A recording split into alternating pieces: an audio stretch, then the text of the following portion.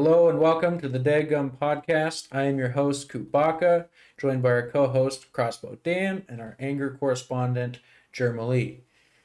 We got three segments again today. We got our hot take, of course, which we always start out with. The mid segment is going to actually be me being interviewed by Dan and Jeremy.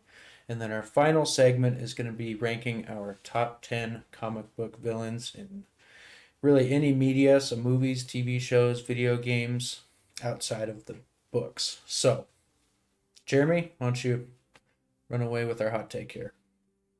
All right. My hot take for this week is I believe Aldrich Killian, Iron Man 3 villain, is the better of the three solo Iron Man villains.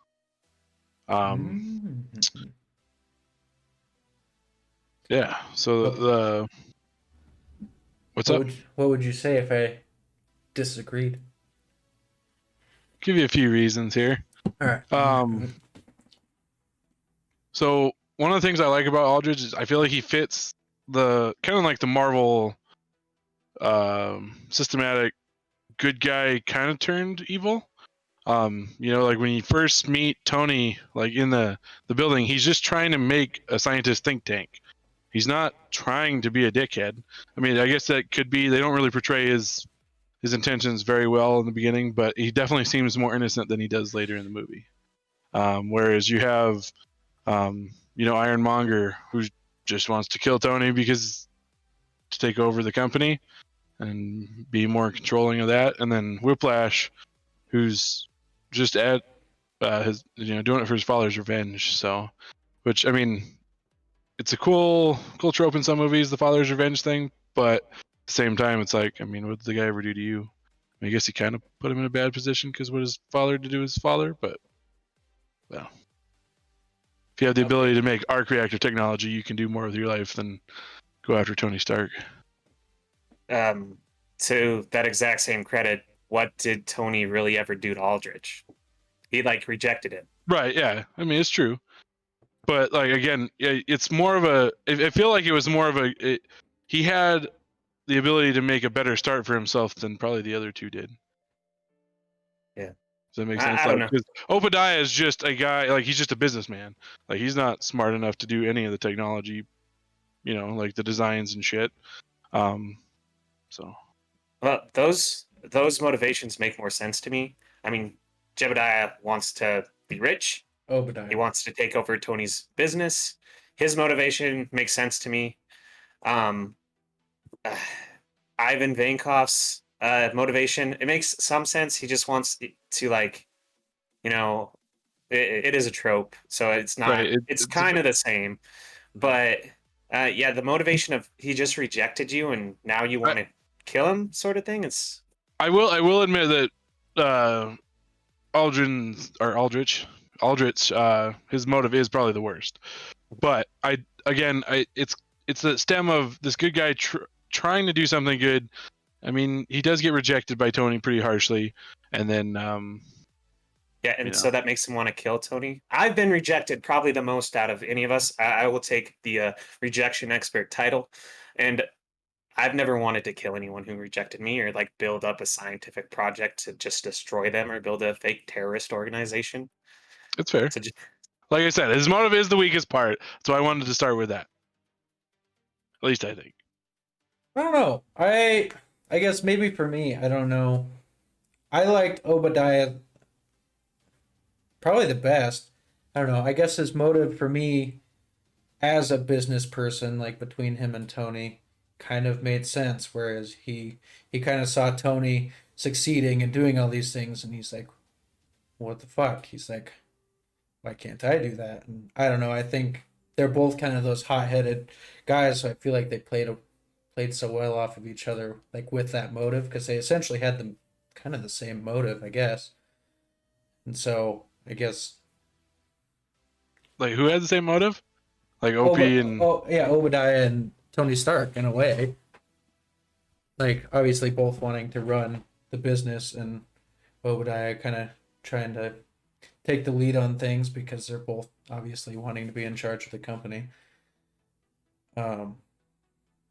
I feel I like that motive against Tony because I feel like they kind of had the same mindset, I guess. They were just kind of wanting to be the best. I don't know. Yeah, I don't feel like Opie's wanting to be the. I don't think it was really wanting to be the best. He just wanted to be like Well, he the wanted the more power of the power. business. Like, yeah, exactly. Which, I mean, I guess I don't know. I don't see like Obadiah never had the ability to really compete with Stark. So it's like, I mean, he had all the other scientists take Tony's work and rebuild an Ironmonger suit, which Was I so had. hard. Yeah, it was exactly. So I had a thought about that. Like, I love the just kind of, this is a little tangent here that I was thinking about while I was thinking about this argument is I love how Tony's, you got the Mark 1 Tony, the built-in a cave Iron Man suit. As soon as Tony makes Mark 2, what is it? Like most technology is. It's smaller, more efficient, better. Whereas you take Obadiah's technology, just like an old man usually is, and it gets bigger and supposedly more badass when it's less efficient and it doesn't do its job as well. I thought Well, that was just it kind was of the cool. to its credit, it wasn't like weaker. It was a more powerful suit in the sense of it could impact more damage physically. Um, it just wasn't as smart as Tony's. It's true. I mean, I don't know. I don't know. To a certain extent, I feel like Tony's again it packs just as big a punch in a smaller package. It's just like the evolution of the cell phone is what I was thinking of. It's like cell phones usually got smaller for a while and then they got bigger again. But Yeah. I don't know. It was kind of Well, that like old I'm man agreeing with your philosophy. mindset of the old man, but like they're prioritizing other things, and it takes their personality into it. Jebediah wants power. He builds a more power, like a more physically powerful suit, one with more prowess. It can impact like more physical damage, but Tony is smarter, and his has design features that give him the ultimate advantage that helps him beat Ironmonger. Right. I don't know. I just like that as a thought process. Sorry. What about Um. old Justin Hammer though? Sam Rockwell. Did you watch Justin Hammer's tech do anything of use in that film No. other than be there? No. Like, The most intimidating thing he It's did Sam was Rockwell. finance. yeah, he financed Benko. That was it. Yeah, yeah. I do. You can't get me wrong because I love Sam Rockwell and I love Justin Hammer. I love that performance. Like, if I had to pick probably one of my favorite Iron Man villains, he would be right there because like that's just he's literally being an idiot the whole time. Exactly. It's He's great. like, we're right, and it's like, okay. But yeah, so I mean, because I tried to think about it, I was like, Hammer's technically like smart. He's an intelligent guy, but apparently his follow through isn't very good with his tech. So Yeah, that's fair, I suppose. let me see what the fuck else I had. And that's it. No, I'm just kidding. Yeah. You got any more points, Jim? Oh yeah. So and then let's go with like powers. Like straight up powers wise, Ironmonger, bigger version of Iron Man, less efficient version of Iron Man, but probably packs. I mean, again, I don't think he would pack that much more of a punch than Iron Man. Maybe in a physical, like if you're talking like strength of punch, and maybe if you holds more ammo, but with I mean, if you did like a test of how many newtons each was able to like impact physically, and that's why I think Tony kind of struggles in the fight a little bit, is because they're doing a slugfest at the beginning. It's true, but if Tony had his arc, like if the arc reactors were the same, do you think he would have that much of a power fluctuation? Because he had to fly there on his old OG arc reactor, and then if you take firepower into consideration, and by that I mean like the unibeam, the Iron Man suit's got that. Like, I mean, I think it just tears the Ironmonger apart. It would tear it apart if he could use it more, which he didn't have enough power to do. So, I like Whiplash's original suit, built kind of like built out of a cave, the exoskeleton with the whiplash. Honestly, more than I like the end suit that's just Iron Man with electro whips. So, yeah, it's not really that impressive. Whereas the cool part about Killian's to me is it's an organic. It's like Iron. I don't want to say it's quite like Iron Man, but it's an organic intelligence. It gives them regenerative abilities, enhanced physical ability, or not super strength, but like a super strength, increased flexibility and agility, and then also heat powers to a certain extent. Can melt shit, and Killian's instance breathe fire, so pretty cool. I just think it was a better version to go up against Tony's Iron Man suit. And I feel like he proved that pretty well. He destroyed a shit ton of suits. Whereas Whiplash nor Ironmonger really did they did a fair amount of damage, but not as much as Killian did. I mean, if we're talking power sets, maybe he's the most impressive villain. But I don't think that's the fault of the first two, because they were just basically Ironmonger is just a straight dark reflection of Iron Man. Vankov is kind of an in between of the two, where he feels slighted by Iron Man. And so it's kind of like a transition where he's kind of still a dark reflection of Iron Man, but he's also like a halfway point to like Killian, kind of. Well, I get that, like, with your movies and your hero progressing in what abilities and power, that your villains have to too. But it's not only that the fact that he is more powerful than the other two, but I love the fact that it's an organic power. It comes not from tech. I mean, it is technology, but again, it's based out of your own genome being able to change and mutate to what you need it to. Whereas Iron Man's is a suit of armor, something you wear, something you craft. I don't know. I thought Whiplash's powers were pretty sweet. I don't know. I like the idea of kind of having similar powers to like Iron Man, but having those whips. I don't know. Like, I guess just powers wise, I'm just trying to think with Killian. I don't know. I don't know if I would put him at number one. I mean, it's definitely, he has the best powers, like physically, but I mean, a lot of that is you have to get a better villain each time, like because Tony's evolving, so it wouldn't make sense to Like I said, I mean, you have to have that. Yeah. But he also, I mean, I feel like he's the one that puts Tony through the ropes the most too. I mean, he can go on into other things, other points I kind of have, but the whole part, the hard part to discuss this with is in 2, you also have him dying, of palladium poisoning, which I don't know. It was a real, kick in the nuts for him. So, but I feel like if you put him in a fucking battle royale of Ironmonger versus Whiplash versus Killian's coming out every time. It just melts through the suits. I don't think the other two are smart enough to figure out what the fuck to do. Maybe Whiplash, I don't know, but Obadiah sure as hell isn't. Nice. Especially, again, Killian can just regenerate. He's the only one that could technically still be alive. Yeah, I guess, Jeremy.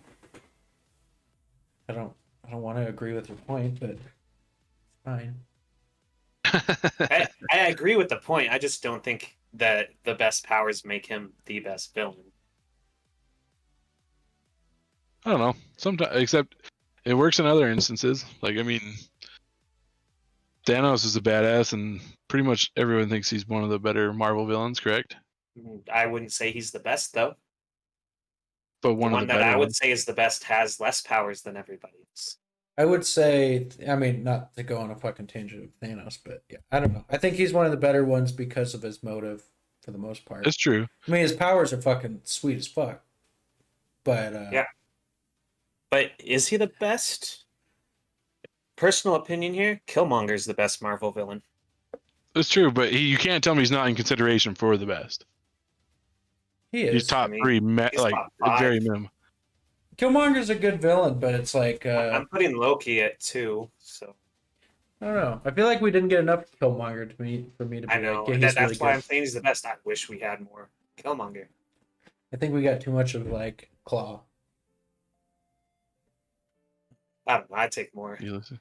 Claw just because I love Andy Serkis. I mean, I do Yeah. too, but I'd rather have Killmonger like fill up that That's time. true. Anyway, we're not gonna fucking. Yeah. We're gonna derail if we keep going. I don't know. The thing about good power though is it pushes Tony to more of a limit. I mean, how many suits did he have to destroy? Like how many different things did he have to deal with Killian doing this? Like, But like where uh, huh? I don't see like the biggest arc for me in Iron Man 3 isn't Tony versus Killian. It's Tony learning like it that learning that the suit isn't what makes him special. Like Right. he goes in there and he just crafts stuff and he's like, "Hey, this is what I can do. It's not the suits that are making me special. It's my mind." And like you see that in basically I love Tony's arc in Iron Man 3. I think it's a good movie because of Tony's growth arc is the best out of any of the movies he's in, including the Right. Avengers and all like Civil War. I think his growth arc in Iron Man 3 is his best arc. But I think that it's a good movie in spite of the villains of it, not because of them. I don't know. See, okay, let's segue into my next thing. I enjoy Killian's plan as a whole more than I enjoy others. I did like the fact that Obadiah is sneaky and just tries to have him killed, and that kind of backfires on him. But that's his own fault for leaving it to someone else to do his job. Whiplash, it was kind of random for him just to show up and destroy a race. I mean, you know, as a time to come out and show, hey, I am the world, and let me attack Tony Stark. Like what if Tony hadn't decided to go to Monaco? Like, what do you do then? For me, that the plan was just kind of circumstance. It could have been better. Whatever. But I like Killian's idea of taking, this terrorist act and trying to get it to where you can basically, he's trying to manipulate the U.S. government and take control by taking out the president, having his lackey, the VP, go into office, and then get the extremist program into the military. I like that's kind of his. I like that that's his motive. And then again, he just part of it. I mean, along the way, Tony calls him out, and he's like, "Well, fuck it, let's go after Tony too." And he puts him in his lowest point of the movies, other than Infinity War. Like, again, he's without his suit. He thinks he's lost. He's still stressed out about New York from Avengers. And then I like you said, I love that rise up from him and that growth from Tony to realize, hey, you see him do all this stuff without his suit. I love the mansion infiltration scene. Like you were talking. I mean, he builds his own little weapons. It's really fun. It's a cool little couple scenes that I really enjoy. You don't get that without him creating the Mandarin and having the Mandarin blow up his Malibu beach house with a bunch of helicopters and missiles. So, Well, to that point, he created a fake Mandarin, and that pissed me off a little bit because I want to see the real Mandarin. and I agree. I'm not saying I wouldn't have been happy, if not maybe happier with the Mandarin, but I enjoyed the fake out Mandarin so much because it's like instead of leaning into what everyone wanted, it's like, well, let's just fake this and then have fun with it. And then I love Ben Kingsley as this fake ass actor Mandarin guy. It was fun. I liked the twist, but my knee jerk reaction gave me a bad taste in my mouth. It's like, dang it! It's like, but so does that mean we're not going to actually get the Mandarin now? I don't know. I feel like he's probably. I mean, the Mandarin is probably his biggest villain, right? I mean, Right, like comics book wise, definitely. But I mean, um, Well, that the, was my problem. Is like if you do a twist and you're like, "Hey, this is the villain," and then you're like, "Oh no, this is the villain," and it's a worse villain. It sucks. If you do it in reverse, I think it's fine. But where it's like, "Oh, mastermind," that's why Thanos worked because it's like, here's the villain. Oh, but he's being controlled by Thanos. So you're like, ah, that's the twist. But where this one it didn't feel right because you're like, wait, so he fakes being a worse guy than he is to intimidate people? It doesn't make any sense. I mean, it was like it was. I feel like it was maybe like smart, like it was good deception, but yeah, it kind of just made me sad. But from a, I guess, from a character standpoint, maybe I feel like yeah, it was smart. It just kind of made me sad. That's why I'm like, again, I okay. mean, again though, if we weren't all big comic book fans I before know. that, I don't think is it a bad twist in a movie. Like if you don't have, if you're not going in expecting the Mandarin as a comic book fan and more of just a movie fan, like the twist is a really good twist. Like you have this terrorist that's been, and especially if you look at the movie, because he's brought up all movie. You know, he talks to Rhodey about him. The president, there's a few scenes with the president talking about him, and it's like you, you're really worried about this guy, like doing something serious, and you're worried about these bombs that Tony's investigating because the Mandarin's connected to them. And then twist is, oh hey shit, Killian's the one doing it. I would have Not liked to either That's have kind a of a four. letdown. I would have liked to either have an Iron Man 4 where we actually get the Mandarin, or get rid of 2, or just get rid of Whiplash, and you know, 3 right, becomes 2, and then you're like, okay, now we're doing the Mandarin. Like we fucked with you. Now we'll actually do it. right. Just because we won't get to see it again, at least. I mean, until there's another fucking Iron Man. Well, I Legend of the mean, Ten Rings, we could possibly see it. we might see like the He's a Mandarin, Shaolin villain but as well. yeah. I'm just saying like Iron Man versus the Mandarin. I don't know. Who knows? Who knows what they're gonna do with the multiverse thing? So, It's true. They could damn well bring fucking Robert Downey back. but what were you saying, Dan? About we could see the Mandarin, or Yeah. that it was a letdown.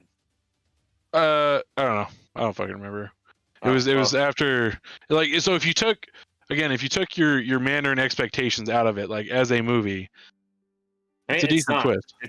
It's a good twist because you don't see it coming, and that's like what defines a good twist if you don't see it coming, right? Yeah. But at the Usually, same time, as an Iron Man fan, it's going from you're going to see the Mandarin to you're going to see, you know, Killian.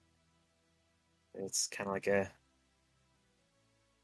it's kind of a letdown. The one thing I like about Killian, uh, at least in the comics, he's the leader of AIM. Is that correct? I don't think he's the. I mean, because that's MODOK usually, but um, He's one of the leaders. he's one of like the head honchos. Yeah. Yeah. MODOK's the best villain of all time. So I would have loved to see AIM become another like force, Right. and I don't think I got that. I feel like they should have leaned a little bit more on AIM. I do agree there because it would have been cool to see more of an AIM presence. But I don't know. I really do like the Extremist Soldiers too. I think they were just a cool group of baddies. A chick that was hot, and then she was literally hot and blew up. So, Now she's really hot. oh snap! Mm. And then so my kind of last point is overall effect on Tony. I know in one, obviously, you basically have him becoming Iron Man, so it is hard to argue against. Yeah. 2, you have him basically bettering himself, perfecting his trade in his suit and shit.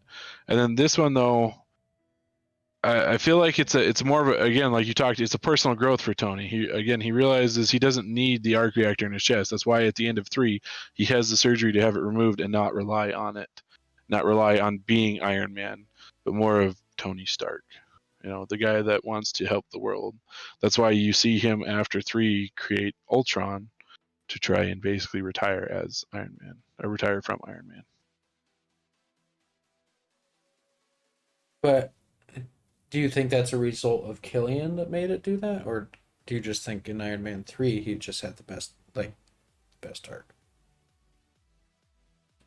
I mean, again, it's the process of movies, right? It's just kind of like the power creep in the movies. Yeah. I think Killian did kind of help him realize that. Like, I know he had to destroy a shit ton of suits to fight Killian. Again, you have him have to deal without the suit for a while, so he realizes he can be more without the suit because of Killian, because of his master plan as the behind the scenes brain as the Mhm. Mandarin. Without Killian, I don't think any of that happens. I mean, he might eventually get there, but I just don't think you see that personal growth in Iron Man without that. Yeah. But like you're saying, without Jebediah, he never becomes Iron Man either. It's true. Again, it's hard to argue with the first one because it's the creation of Iron Man. Well, and it's like Obadiah was. I mean, they were like good. They're pretty good friends. I mean, before he started. I mean, pretty much becoming in charge of Stark Industries. Like, I mean, yeah. So Tony. I mean, that's what you're told though. Like, you don't see that. I It's guess. that from what I would portray, or like what I portray in the movie, is Obadiah was probably just jealous the entire time. Like, why else would you have this guy killed? Like, you're just jealous of this kid that come up and is taking over or being better at you than running the company. But weren't they kind of like friends though? Like at the beginning. I mean, again, just because you're portrayed as friends doesn't mean you are friends. I fake customer service all the time. I guess. It's not that hard. You'll fake anything if you want it that bad enough. I suppose that's true. I don't know. I mean, I get what you're saying, because like, I mean, there's a very good repertoire between them, and they do appear to be friends. And you're like, why would this guy want this guy killed? And the more you think about it, it's like he's just got to be jealous of him, right? Like, why else would other than if he wants power and he's jealous? Yeah. Why else would you have him killed? Like, you're in a good spot where he's at. He's making a shit ton of money. Even closing down the factory, Tony's gonna have something to do. They're gonna go into another fucking development. Like, it's not like you're ever going to be out of money and pretty good power sitting at Tony Stark's number 2. Like, what is the motive other than jealousy / I guess Greed. power? Yeah, greed and power creep. Yeah. And that's the only part that Obadiah falls short on me. Is like, I mean, I get the motive of it. I don't necessarily agree with it. Like, whereas Killian's still, and I guess Killian's is kind of a power thing too. Again, going back to that, his motive is probably the weakest, but I don't know. I feel. Yeah, I guess with all those points, I mean, I don't know if I enjoyed him the most though. that's fair. I mean, and that's the thing, is it does kind of come down to enjoyment, which I know that's like a preference. I know, but that honestly, for some reason, my mind just goes back to the power with the kind of the armored and the unarmored, if that makes sense. Again, it's a natural ability, not necessarily natural. It's a programmed natural ability versus a created armor ability. I just think that's cool. It's a good, yeah. You can't just destroy him and then he regenerates and he fucking belts your suit again. It was just a fun battle. Yeah, I just liked Ironmonger so much. He's cool.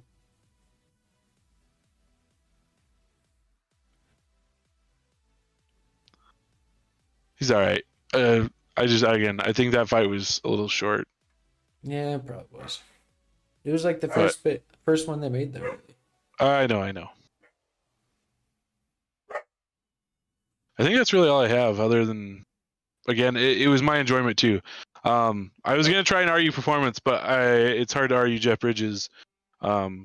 Guy Pearce obviously did better to me than Rourke did, but yeah. See, I think where me and Cooper are is like it's Ironmonger is probably right. the best of the three for us.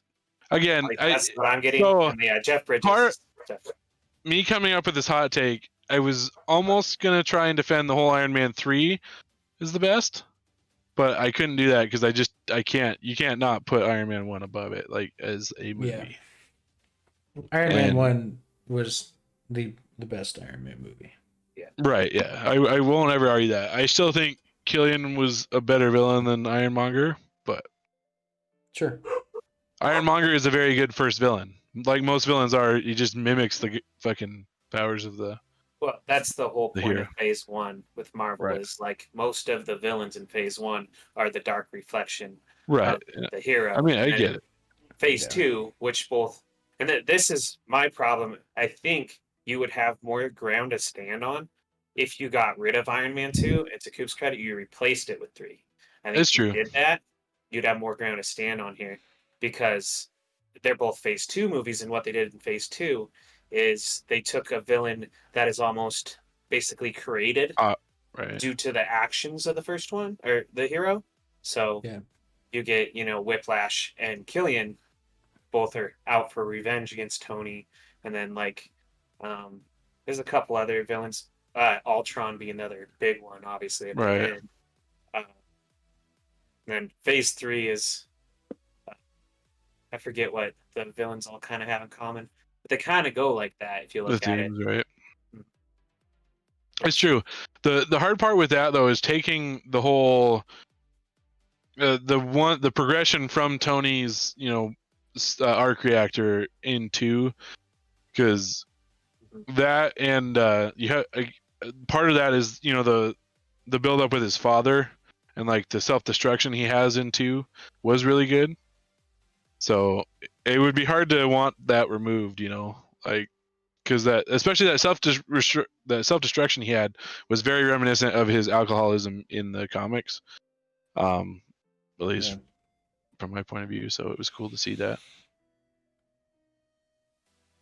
Yeah, it's just I think 2 and 3 are too similar because the villains are too similar. I kind of get what you're saying though, yeah.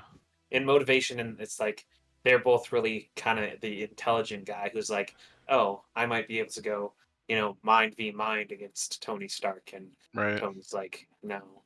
Yeah, that's fair. Like I said, it's a fun, and it's my opinion on that one. I just, like you said, I think a lot of it comes back. It just stems. I really like that the opposites on powers. Again, I like Killian's. So the thing about Killian's thing too is that Extremis wasn't even really his idea. He just adopted it in his think tank. So it was, I don't know. So it was another weak point for me, but. I remembered what all the villains in Phase 3 have in common. What?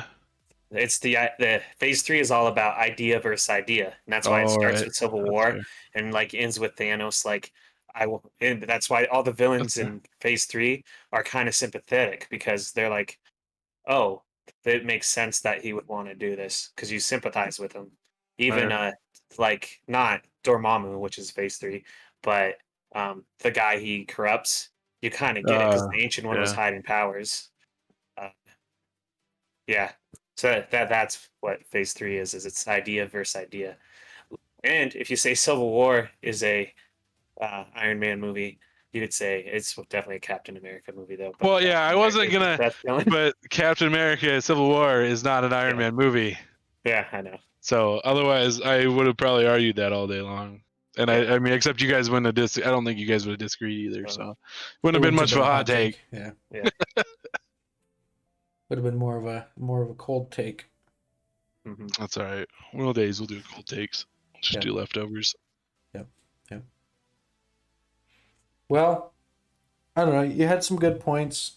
I mean, I guess I understand why, but I think in the end, for me, I don't know. Again, I knew I wasn't gonna change your guys' favorite Iron Man villain, but that's fair. I never knew I wouldn't. I always knew I wouldn't. Sorry. I think it's just because I wanted more of the Mandarin, and now we're not going to get it. I mean, And I feel like I that's where a shouldn't say lot we're of the not going to problems get it, stems. Right. but I'm like, There's it was But built you up didn't really get it well. where you wanted it, which was versus Iron Man. Yeah, I was like, ooh, that twist was cool, but it's like, well, now it's not really going to go anywhere. Like it might a little bit, but not to be Iron Man's so villain. the one thing that did you guys see they did that little short movie about how Ben Kingsley is apparently the Mandarin in disguise as this actor disguised himself as the Mandarin, but took control of it. I don't know. It was a little short movie they released to try and like retcon that because people were so pissed. weird. No, it didn't. Yeah. I do have one more thing to say about just a problem with Killian. Um, the movie always kind of sets up like Maya Hansen to be the Yeah. villain. So it kind of like it, which would be fine as a twist if there were one twist. Then you get like this weird double twist thing, and you're like, why'd you throw that second one in there? Right. And I actually know why. It's because the writers actually wrote Maya Hansen to be the main villain at the beginning, but then the producers or like the head producers said, no, I want it to be Right. this guy. Killian. Yeah. See, and I honestly probably would have liked it even more if it was Maya, honestly. That is my other problem with it. I feel like if they would have just had it Maya, I think it would be better as Right. the villain. I don't disagree. I can't argue that point, but with what we got, I still think I like Killian. And it's not like leaps and bounds above Ironmonger here. Like it's just an edge out that Yeah. sticks in my Uh, mind. the weird thing about Iron Man movies compared to the other Marvel movies is they are the best movies with the worst villains, if that makes sense. Like the Yeah, I other kinda get movies are better movies because they have better villains, but Iron right. Man having a weaker villain, but it's because the Tony versus Tony arc is so strong in the Iron Man movies that him versus himself is. Right. That's why Iron Man is probably the best character out of all of them. Yeah, that's fair. I like it. Yeah, that's all I really got on my hot take, man. Sorry. I knew it wasn't gonna be very long, but No, that's all right. No, that's a good one. I mean, yeah, in the end, Ironmonger for me. It sounds like Ironmonger for Dan, but I understand your points. Whiplash is Whiplash both 3 for you guys? Yeah. I'm not. I didn't really like Whiplash. Okay. I like his motive more. They're pretty close to me. The performance definitely is last. Right, yeah. Um, So I feel like two is almost more about, again, Tony curing himself from Palladium than it is yeah. Whiplash. Whiplash just kind of happens to be there at the time. Mhm. So I really wish Justin Hammer. I don't know. I feel like if you had had a better like matchup with him, it could have been a better combo to me. But because I really do love Justin Hammer, like Sam Rockwell fucking knocked it out of the park with that, and Yeah. he's my favorite villain, I should say. I was gonna say, yeah, I should But maybe rank him as my number one. Well, if that concludes that, I guess we can just jump right over into the interview portion. Again, it's going to be me being interviewed this time by you two. So let's jump into that right after this transition. Thank you for listening to the Daggum podcast. There are new episodes available every Monday on YouTube, Google Podcasts, Spotify, Breaker, Pocket Cast, Radio Public, and Anchor. More platforms will become available soon.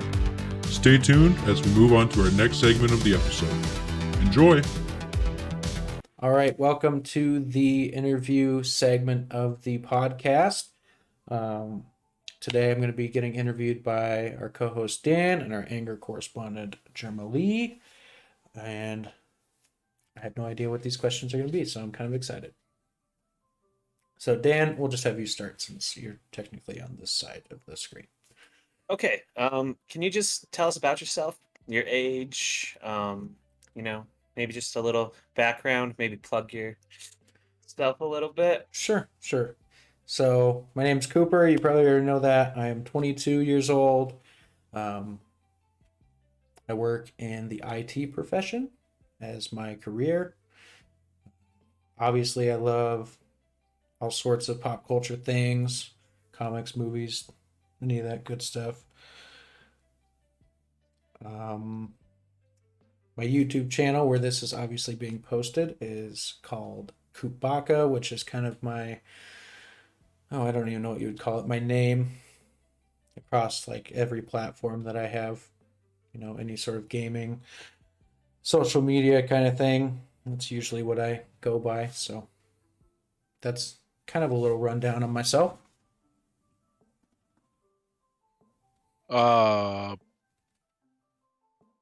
If you were put in the Star Wars universe, would you be a rebel or part of the Galactic Empire? I'd probably be a rebel. I couldn't see myself being a part of the Empire.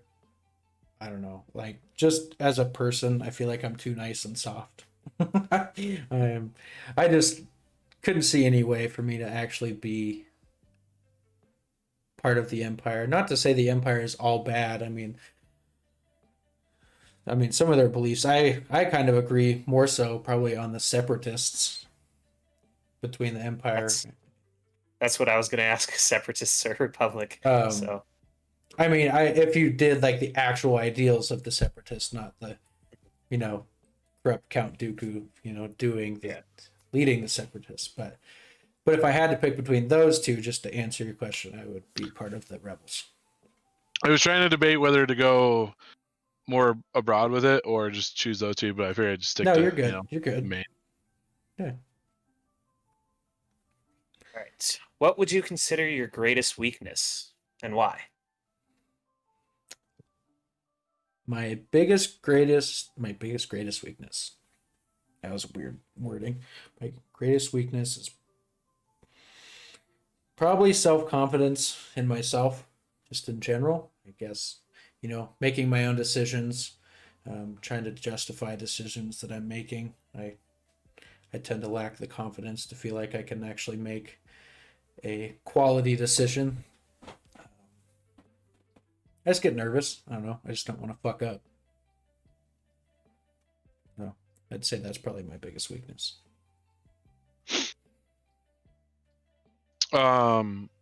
If you got to choose to live in a universe like My Hero Academia where you had like a quirk or superpower, or any other world, again, a Star Wars style universe, being able to traverse the galaxies or whatever, Matrix style, which one would you choose? And why, of course. Yeah. I don't know. I feel like I'd probably want to live. My knee-jerk reaction was the DC universe, but that's only because I like the DC universe. I don't think actually living, the quality of living in the DC universe would be very good. I would say probably Star Wars, because I feel like it's probably the most vast, and I feel like it's probably the more traditional to kind of real life. I mean, I kind of like real life, but like if I had to live in a fantasy setting, the idea of, your armies being stormtroopers, it's pretty similar just to like soldiers. Jedi would be pretty fucking sweet. The Force existing in the universe would be pretty sweet, but it's not too crazy to me. But I feel like you could have a lightsaber. Yeah, I just wouldn't be in it. I just wouldn't be important. I'd just make sure I was not on anybody's list. I'd just be a farm boy. That's fair. No, yeah, I just probably choose a cozy life. Okay, take me back to when you were 10 years old. What did you want to be when you grew up? When I was 10 years old, the longest time, I wanted to be a scientist. But in my head, the scientist was just doing cool shit. But as I got older, I realized science was really hard. And you kind of have to be really smart. And again, with going back to my weakness, you got to be willing to make big decisions and important decisions and being confident in what you're doing. And so I was like, I don't think I should be a scientist. So I ended up just I mean, you could consider me a computer scientist, but I just ended up picking something that I felt like I was pretty good at. I quoted you. I wrote down that quote. Science is really hard. Coopbacca, gonna frame it. Hang it on my wall. Yeah, science is very hard.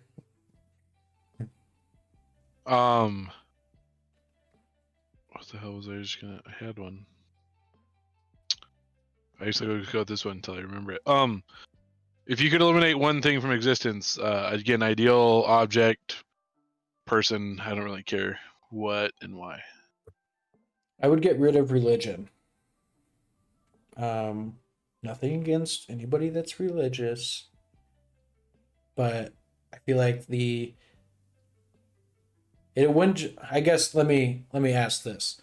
So is it something that exists and I'm all of a sudden taking it away and people will know the effect, or just from the beginning of time am I taking it away? Probably from beginning of time. I don't really want to have. I don't want you to have to deal with the repercussions of your choice. So yeah, because those would definitely be different. No, I get it.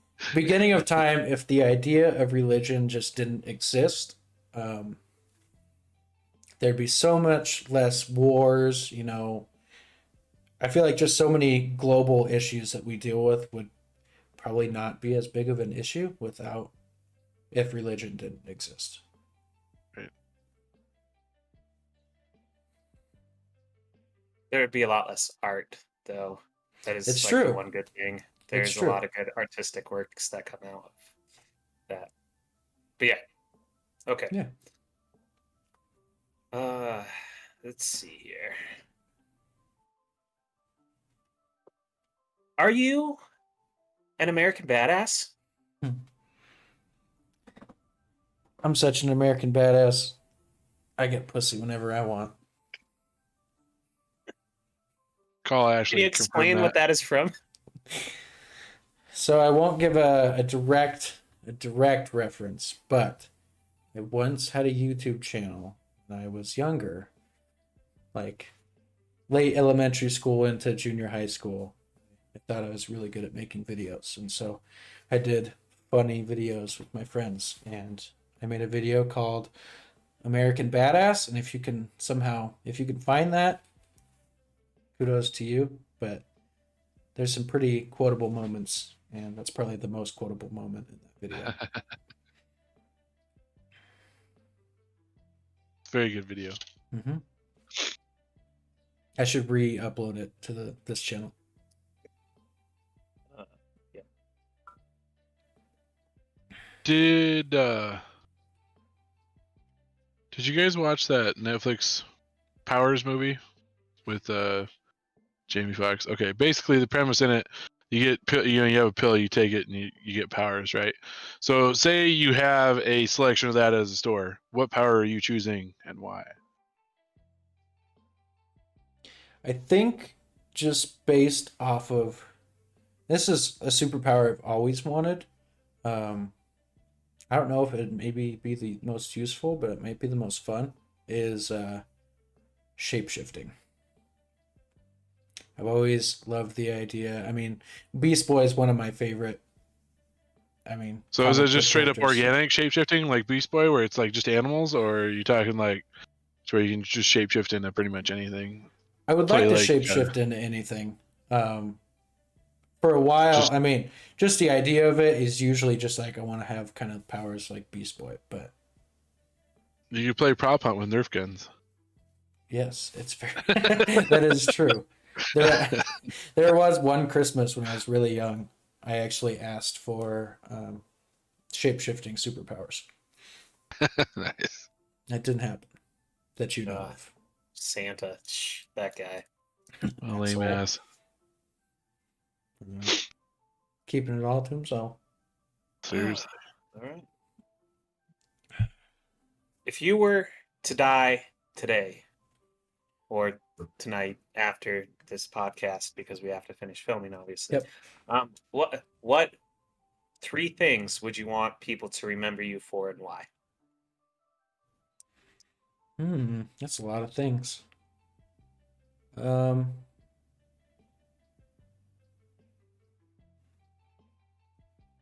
don't know. I feel like, for the most part, I'm a pretty good person. I feel like I would like to be maybe considered as like a role model to people.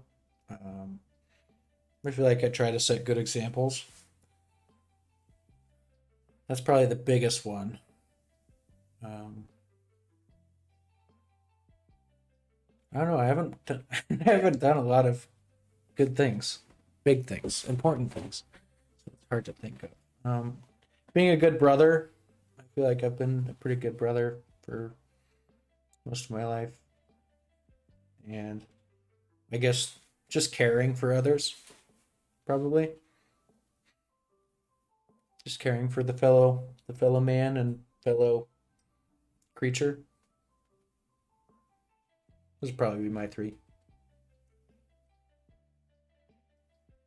Look at Dan with all these serious questions. What the hell? I know he's usually just like, "What's your favorite hot sauce?" The ass hat. Yeah. Mhm. Speaking of that, we go a little more extensive than I do with No, I'm Dan. just kidding. Yeah. Favorite Pokemon and Pokemon game.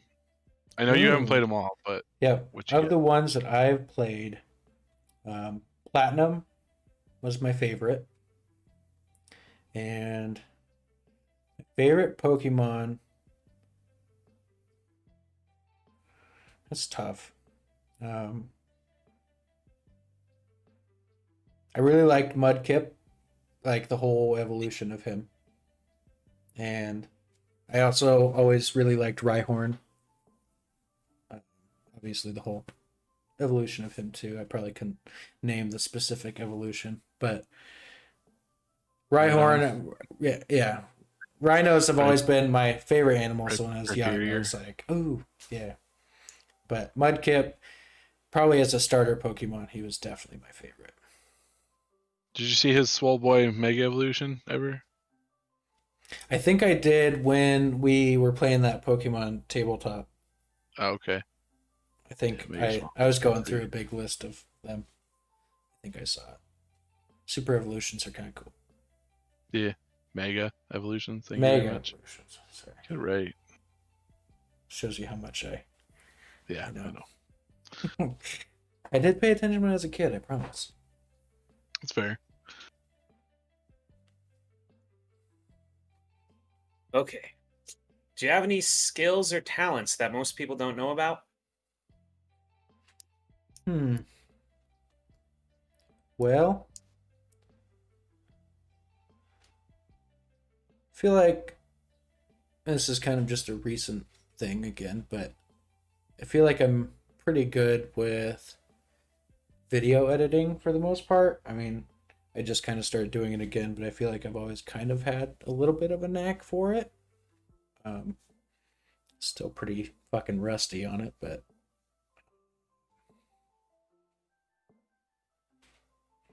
I don't know. It's kind of a weird, I mean, it's kind of a stupid skill, but I feel like I'm pretty good at learning new things. I don't know if that's considered a skill because I don't know, but Yeah. Sure. yeah. And I'm I was also, hoping. for the most part, I'm pretty damn good at spelling. Spelling and Better than typing are me, two different probably? things, Yes. Dan. Yes. Okay. I'm fucking terrible at texting. He knows how to spell them, Yes. but the capabilities of spelling I them. almost always Okay. correct myself, but Okay. I was hoping more for like I can balance a spoon on my nose, and then I was gonna be like, well, let's see it. But those are good answers. So Yeah. continue on Dan's skills-based thing. What's a skill you want to obtain or want to learn? I really want to learn another language. I feel like it's not very useful, but for a really long time, I wanted to learn Russian. Really bad. Could be useful here in a while. You don't know. Who knows? And again, kind of back to my weakness. I'm trying to do better, but just trying to be more confident in myself. I guess just it's a skill that I just want to be able to be confident in my decisions and think that they're the best decisions. Just remember, I'm trying to help you with that every time I tell you to buy something. Oh, I know. That's another skill that I need to lose is being or falling into peer pressure. I'm very skilled at falling into peer pressure. Fuckers always making me buy shit. I'm just very persuasive. You are like, oh, that's cool. It's like Name one thing $40. that you've bought that I made you buy that you haven't enjoyed yet. The Silver Surfer Marvel Select figure. I name enjoyed a it second. when I looked at it, but I've mainly just been looking for a place to just put it away. I'll give you that. I'll give you that one. It wasn't very exciting, but I was think gonna about say it this way: that it's better to regret buying it than to regret not buying it. it's true. Right here, little story. Exactly. We got tattoos at a Comic-Con. Was it last year or the year before? I don't know. Colorado Springs. Fuck, I don't remember. It was 2019. It wasn't this most recent summer, but last summer. Yeah. Correct. When COVID was not around, we went to Colorado Springs and went to Comic-Con, and he's like, go get a fucking tattoo. I was like, only if you get one. So now we both have tattoos. Correct. It's got a little Millennium Falcon. It's not very centered. It's okay. It's fine. Cooper got yelled at for taking pictures of the tattoo book. It was funny. Yeah, because I took somebody else's idea. And then I found it on Google. I was like, they took it from Google Images. It wasn't theirs. They just printed it off. Asshole.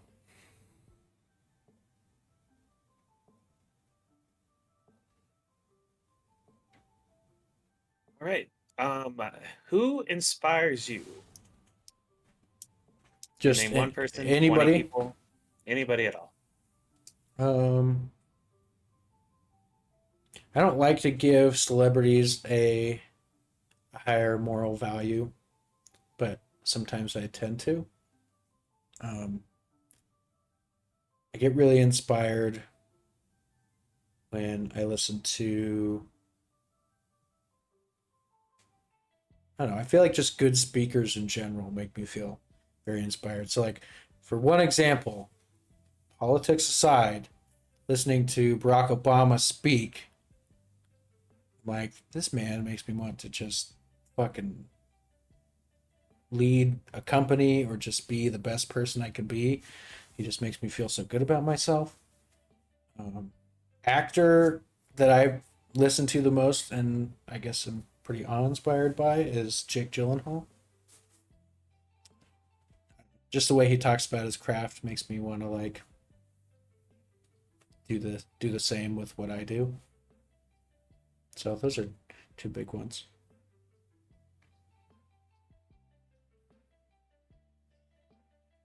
They're good ones though. Yeah. But how about if you could own anything in the world, what would it be? Like any one thing, just get possession of it.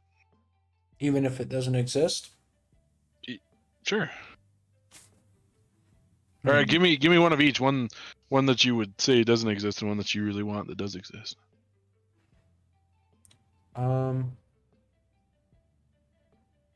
Selfishly, this is just a selfish choice. Do it. Again, I really want those goddamn superpowers. I want the ability to be able to shapeshift without the inconvenience. Real thing though, I would want is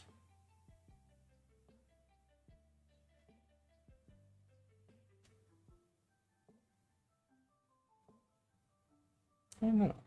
Probably to just be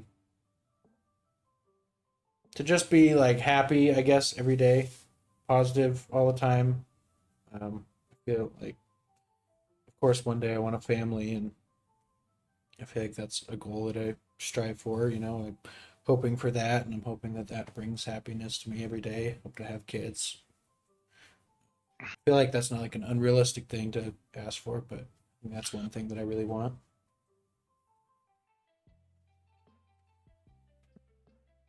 Do it.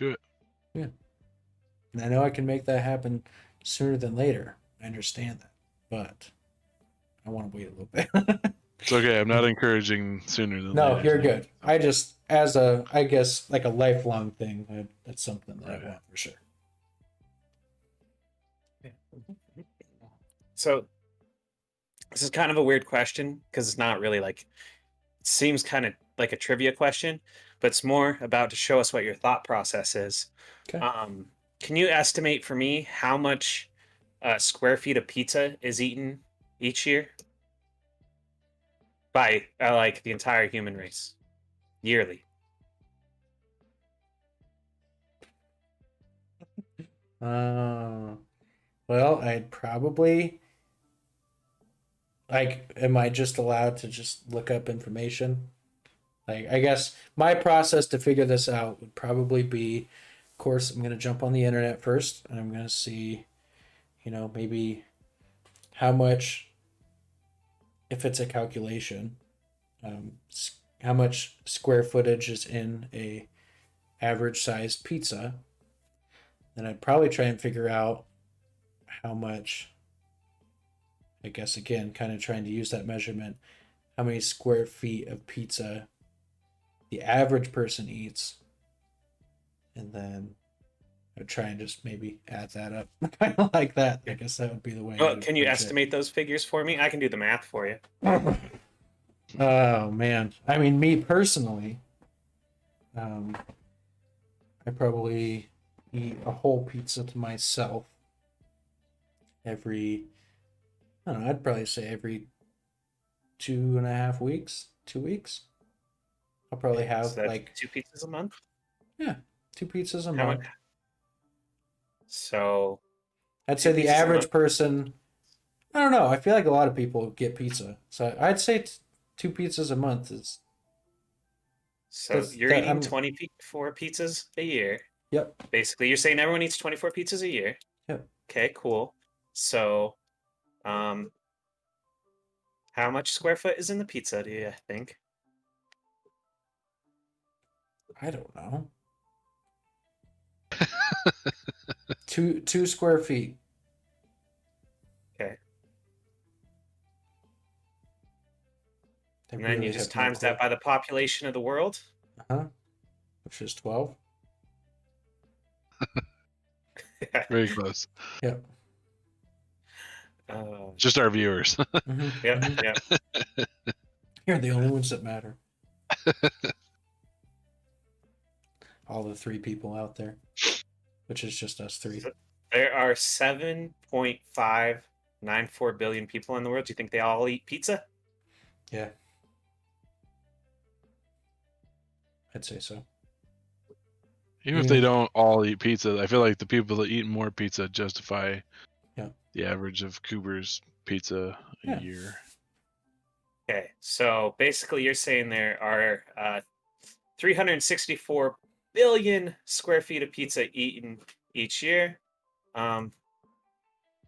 It's way too much, by the way. It is a lot less than that. Nice. Pizza is only popular they did their in math America. wrong. Pizza's really only popular in America. What about Italy? Surprisingly, pizza is like an American thing. Yeah. It's not that. Well, we eat a lot there of are other fucking parts of the world pizza. that eat it, but obviously Pizza Hut is. Well, how growing. off am I? About almost 300 billion. It's only 2.4 billion square feet of pizza are eaten. They did their math wrong. It's a little bit more than that. I think. Well, that's just an estimate. Mm-hmm. It's probably closer to 3 billion, but it's still way out. Sure. But I like your process. I like the thought process. So that's what we were looking for here. It was very methodical process. Like, I think he just didn't. Once you get to that, you don't take the culture into effect. Yeah. You're not considering all parts of the equation. You're just considering the basic equation itself. So it was I liked it. I didn't think about the culture either, really. I mean, that's what I did start thinking about like India, like some parts of India. It's like these guys don't have pizza, but Yep. I also figure there's a lot of fat asses like me out there that eat a lot more pizza a year. So Yeah. of course, 300 billion more square feet's a lot to make up. So Yeah. We got a lot of big people in America, though, so I don't know.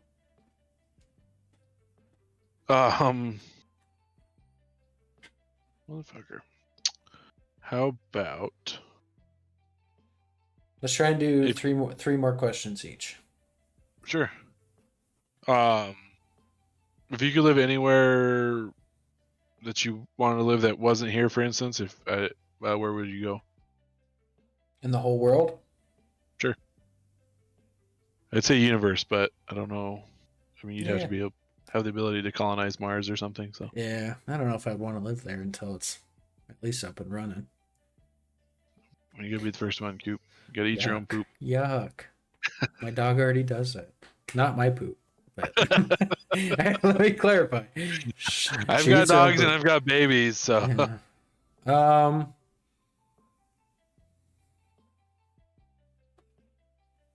Oh, where was it?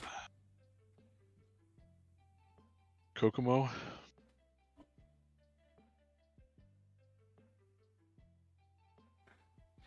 I don't know. I always kind of wanted to live like over near like England, like Wales, Okay. That's fair. and like that. I guess that area. I don't know if I could pick like a specific country. Obviously, I've never been, so it's hard to say. But there's a lot of countries I'd really like to visit, though.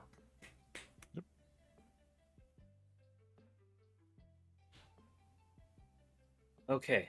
A penguin walks through your door right now wearing a sombrero. What does he say and why is he here?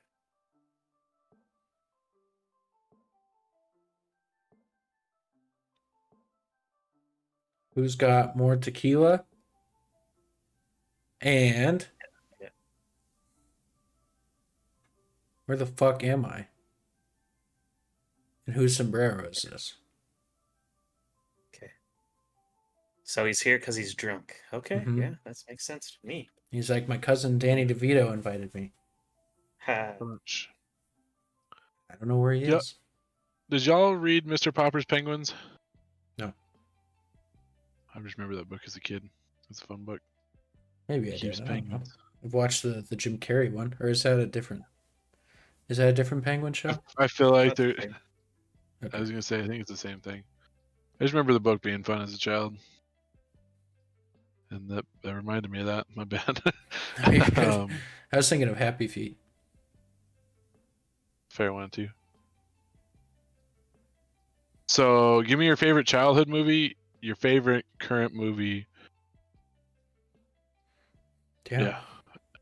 and a movie you're looking forward to in kind of production creation, whatever. If it's something that's coming out this year, next year, 4 years from now. Favorite childhood movie? Bat Nipples. No, it wasn't a Batman movie. I don't even know if it would have been a superhero movie. I really, really, really liked Sky High. It's a good one. I like how I said it's not a superhero movie, and that was Sky High. Yeah, that's a looking at my research here, that's a superhero That movie. is a superhero movie. Yeah. Favorite current movie? That one's hard. I'm just trying to think of a movie I could put on any time and just be like, just cherish how much I love it. Probably The Shining. I guess I never get sick of The Shining. Favorite movie looking forward to, movie I'm most looking forward to is, I don't know if it has a name yet. I'm gonna look it up just so I'm not stupid. So it's Robert Eggers, his new movie. It's called The Northman. Robert Eggers made The Witch and The Lighthouse. And the Northman, just cast wise, it has Willem Dafoe, Bill Skarsgård, which is who played the new Pennywise, and Anya Taylor-Joy, which I think she's really good. Looking at this, I'm not 100% sure. It also has Nicole Kidman and Ethan Hawke, but they don't have like names, so it's hard to. I don't know if they're like actually in it. But I think he's probably one of like the most unique filmmakers just in general, because like he tends to go for more horror-esque movies, but they're not really like scary. Right. I don't know. Like The Witch wasn't scary, but it was just like unsettling as shit. And then The Lighthouse, obviously, I fucking love. I mean, gotta show it off now that I'm talking about it. But I got the whole Lighthouse tattoo. I fucking love that movie. It was just so different. But I can understand why people be like, that's fucking stupid, but I loved it. So I'm just excited to see what he does with this. I feel like it might be a good branch out maybe from horror-ish stuff. I just like to see what he could do. Yeah. Yeah. And the Batman, of course, with Robert Pattinson. Very excited for that. Is this the last question, or do we have two more? Sure. Last this could be the last question. That'll be good timing. So. Okay. Who would win a fight between Spider-Man and Batman? With or without? Yeah, with or without prep time.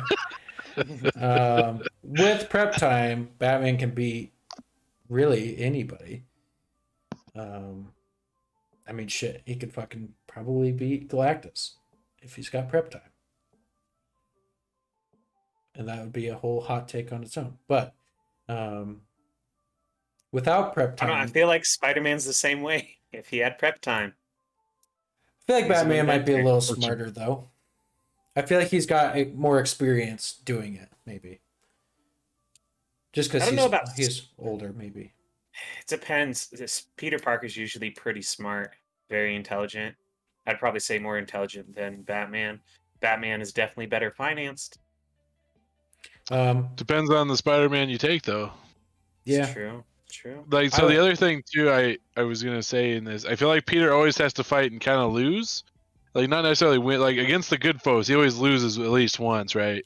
Yeah. And then he has to come back and win. And I feel like Batman is somewhat in the same thing. Like, I mean, he might not always win, but it's usually stalemate. Villain gets away, and then he comes back and wins the second time. So it is kind of it's a very good question because you don't. I think Batman would win. I think he's more tactical, and I feel like he's a better fighter.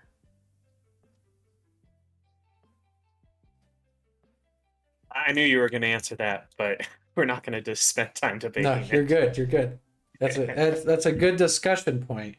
But yeah, personally, I think Batman would win. Okay. All right, we can wrap that. That could be our last question there. That leaves us at pretty good time for that interview. So we will move on to the next segment. Appreciate all the good questions. That was fun. We're going to try and get a separate guest for our next episode. I actually have been in contact with somebody, so I think we actually might have a guest outside of us three for the interview portion. So that should be pretty exciting. So we'll shoot on over to our next segment. It's going to be pretty similar to last week's episode, kind of same style. We're going to be discussing our top 10 favorite comic media villains rather than from the comics themselves. So let's jump right into that. Thank you for listening to the Daggum podcast. There are new episodes available every Monday on YouTube, Google Podcasts, Spotify, Breaker, Pocket Cast, Radio Public, and Anchor. More platforms will become available soon. Stay tuned as we move on to our next segment of the episode. Enjoy! Welcome to the final segment of the episode. We are going to be discussing our top 10 favorite comic book media villains. We tried to keep the rules, I guess, as tight as we could, but with a lot of our favorite characters, we kind of jumped into some pretty niche, smaller comic book, I guess, pulling from the comic books into the movies. By media, we're clarifying that as movies, TV shows, video games, and that's really, for the most part, they have to they don't necessarily have to originate from a comic book, but they have to at least have a comic book. They have to have showed up in a comic book at some point. But we didn't want to pull too much from that, because we didn't want it to end up just being a movie villain list just in general. But anyways, without further ado, I will start out with my number 10. So this one actually would have been a lot higher in my list if we were doing specific renditions of characters, but since we kind of have to lump them in as one character, it shot down to my number 10. So it's from DC, and it is Scarecrow. The specific one that made me pick Scarecrow, and I know you guys haven't played it yet, but Arkham Knight, he is actually probably the main antagonist of that game. He's fucking creepy as hell. His acting is just fucking phenomenal, and I just think he's completely menacing, and he's pretty much willing to kill the whole town of Gotham if Batman doesn't give himself up to essentially everybody. But because I love that rendition so much, Scarecrow as a whole, as a character, that's why it ended up as number 10, because him in the Dark Knight Trilogy and the animated series were good, but I don't think they were necessarily like phenomenal, I guess, the way that I thought he was in the Arkham Knight game. Yeah, that's a good choice. Yeah. Scarecrow's good. He was a good villain for the first Batman movie. Yeah, I would like to have seen a little more of it. But...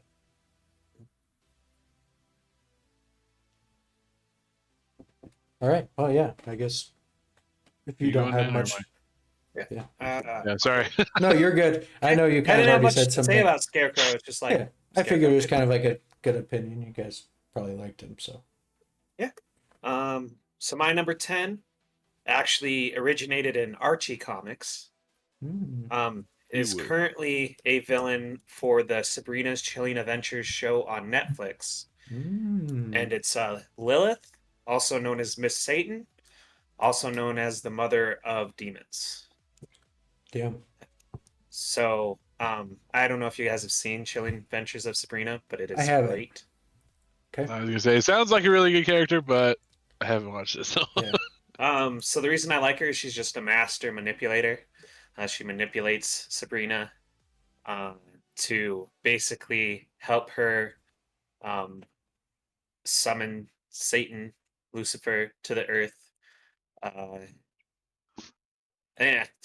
Since you guys haven't seen it, I can't reveal too many spoilers, but she's just a good villain. I don't know if you guys have read many Archie comics. But, no. I was gonna say you could probably go spoiler heavy because I don't. I mean, it's not something on my watch list that I plan on watching. If I watch to it and I get to it, it's great, but it's up to you. Okay. Well, she just manipulates Sabrina. Basically, Sabrina being the daughter of the devil, she has to be like the Antichrist, and so she does these perversions of these holy acts to basically become like super powerful, and Lilith guides her along the way, but Lilith has her own motivations at the time too. She's like kind of following what Satan is telling her, but she also just wants to take over hell, and so she's an interesting character for sure. I was gonna say spoiler warning when I did this, but it was too late. If you were wondering where you're like, what are you doing there? I was gonna say spoiler warning, but I was like, oh no, do we just spoil it for Cooper? Yeah. I would recommend watching it though, if you don't plan to. Uh, and Archie comics are fun. Like, Isn't that where give 'em a Riverdale chance. came from? Yes. Okay. So my 10 is super grounded. I really like the. I don't remember what his name is in the comics, but they changed it for the movie Kick-Ass. Frank D'Amico. Just basically mobster boss who is going up against this teenage kid and, Big Daddy and Hit Girl and shit. Obviously it's one of the more realistic superhero movies. I mean, because it's super easy to see, and I just love like that it that movie. it's an actual. Yeah, it's a great movie, and I love the acting in it's fantastic. The whole portrayal of the movie is great. I love the way he dies. Yeah. Yeah. There's just Spoiler nothing alert. No, about I'm him just kidding. as a villain I don't like that it happens in that movie for him. I Yeah. had to include him. Yeah. I mean, I don't have a lot else to say. I fucking love both Kick-Ass movies. I actually kind of forgot about them, but now that you mentioned Yeah, them, it's like, oh exactly. fuck. I thought about doing the kid as the motherfucker, but he wasn't nearly as good as Yeah. Yeah. his dad. So What was it? Mother Russia? I think that was the best Mother villain. Mother Russia was she was all right, but she was she's like she's a mini boss in the Yeah. level, so it's like All right. All right. So to number 9. So I feel like I've liked most renditions of this. I feel like it's a pretty well-rounded character, but it's going to be Harley Quinn. Um, Batman the Animated Series. I mean, they're the ones that created her, so obviously watching that unveil was pretty amazing. Her throughout all the Arkham games is fucking phenomenal. The voice acting is, it's the same voice actress that played her in the animated series, and then obviously Margot Robbie as Harley Quinn is perfect choice. So that's my number 9. yeah, Margot's Yeah, pretty awesome. I definitely like her more as the anti-hero from Suicide Squad and like the Birds of Prey. Yeah. Well, that's why I said I liked all the Yeah. renditions. I mean, Suicide Squad was not a good movie, but she was the best part of it. So, Well, her and Deadshot. I was gonna say You can Deadshot was argue. also good. Yeah, you can argue her and Deadshot. One of those two. Yeah, I feel like she's almost in that Venom category where she lately, as of late, she's fallen in the She anti-villain has, kind of yeah, thing, which it sucks, but Yeah. yeah. yeah. Speaking of people who are anti-heroes, at my number 9, Magneto. So, so specifically, I like him as a villain more than as an anti-hero. So, as an X-Men 1 through 3 are probably the better renditions of him. Not that I don't like him in like the Days of Future Past and that arc of movies. But he's definitely more hero-esque in those. Yeah. I also like him in the X-Men animated series. He's not. I mean, there's a couple of animated series. In one, he's definitely the main villain. And the other one, he's very much like just kind of this guy who's not a good guy, but he just has his own island. And so, but I do like Magneto. I think he's definitely one of those most relatable villains. And I think he was played very excellently by Ian McKellen. Ian McKellen. Yep. Do you like Ian McKellen's portrayal better than Fassbender? It's kind of hard to say because Fassbender was more of like the origin-ish portion of it. But yes, yeah, I do. The specifically the the breakout of prison scene with Mystique is better than the breakout of prison scene with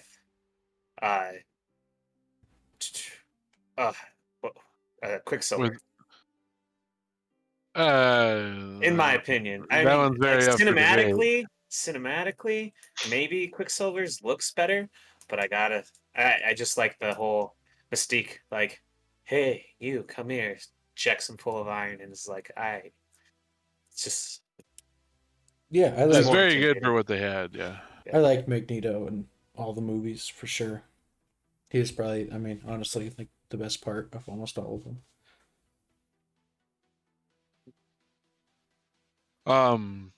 So I guess that leaves my number 9. So I went with Bane. Bane's pretty good in most renditions. The only one obviously is the George Clooney Batman. He was just a hired muscle, So He at least looked comic accurate. No, he did look comic accurate, but that was he the only.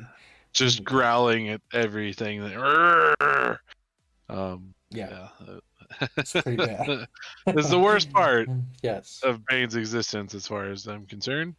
Other than that, though, he's done great. Dark Knight Rises, animated series. Mm-hmm. So He's also very good in the Arkham games. yeah, I need to play those one day. Yeah. Well, But yeah. okay. What do you think, Dan? Of Bane? Yeah, it's very good in the third Batman. Honestly, like besides that and the other Batman and the animated series, it's like don't really have much to go off of. Yeah. Bane. I assume they did really good in the game because from everything I've heard in the game, the good villains are good. So Yeah. as long as they didn't again go back to George Clooney Batman with Bane. They almost did in some of it when he was. I don't remember which game it was, but they kind of made him into like a fucking giant hulking beast, and I was like, I don't like it as much. I mean, it's still cool, like just as a kind of off thing to do with Bane, but I like original Bane, not that Bane. I think so. Part of it, obviously, Tom Hardy's Bane just it elevates obviously Bane as a whole for me. So yeah, for sure. All right. Well, moving on to number 8. My number 8 is Count Dooku. Again, if you refer back to earlier in the episode, what I was talking throughout the interview about the Separatists, that's one of my favorite things about Count Dooku is just the fucking manipulation that he has over the Separatists. It's super fun to watch, and being kind of the mentor for Asajj Ventress for a little bit. I thought that was fun. And he's such a beast. I don't know. Like he's so smart and like he's like an elegant fighter. Again, he was taught by Yoda, so obviously, but just the way he fights, like he doesn't even need a lightsaber. Like he can just move and he's just a very good fighter.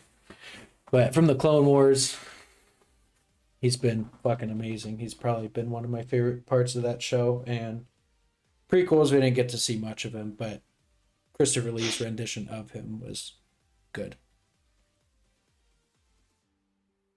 Yeah, I definitely feel like Count Dooku wasn't done enough justice in the movies. Yeah. But like Clone Wars, you definitely see, and comics and the literature, you definitely see like Count Dooku as, having more prowess than he does in the movies. So yeah, I'm listening to the audio book. I just got it the other day. The Dooku, the Lost Jedi, I think, or Jedi Lost, where it's the story of him and Ventress, like his kind of where he originated, and then Ventress's adventures with Dooku as his Padawan, pretty much. yeah, I've read bits and pieces of that one so far. It's pretty damn good. Yeah, I like the choice. Yeah. So let's see, number 8. Yep. For me is Kilgrave from Jessica Jones, the Netflix series. Also known as Purple Man. Speaking of master manipulators, that's your master manipulator right there. That is his power set, though, as he does release depending on which rendition, like it's like some sort of mind control. You can debate his powers. I believe the comic book accurate one is it's like sort of more like a pheromone that makes Yeah. people more susceptible to his manipulation. But yeah, it was played perfectly by David Tennant. He was, intimidating enough. He was charismatic for sure, and you could also relate to him. Like he was not without his troubles, and you could see it in the Jessica Jones series. I only watched the first season. Um, was was he the villain in season 1? Right. Yes. Okay. David Because I Tennant. Yeah, Yeah. because I remember I haven't watched it in a really long time. I remember him in like the very end scene. Like I think it's in the elevator. Was if I remember right, I was like, holy shit, I can't wait till next season, and then I never watched it. But no, yeah, I mean he was. That's the only I mean that's the only thing I know of him. I never read Jessica Jones in the comics, to be honest, and so I don't know anything about Kilgrave or Purple Man, in the comics, but the rendition of him in Jessica Jones is pretty great.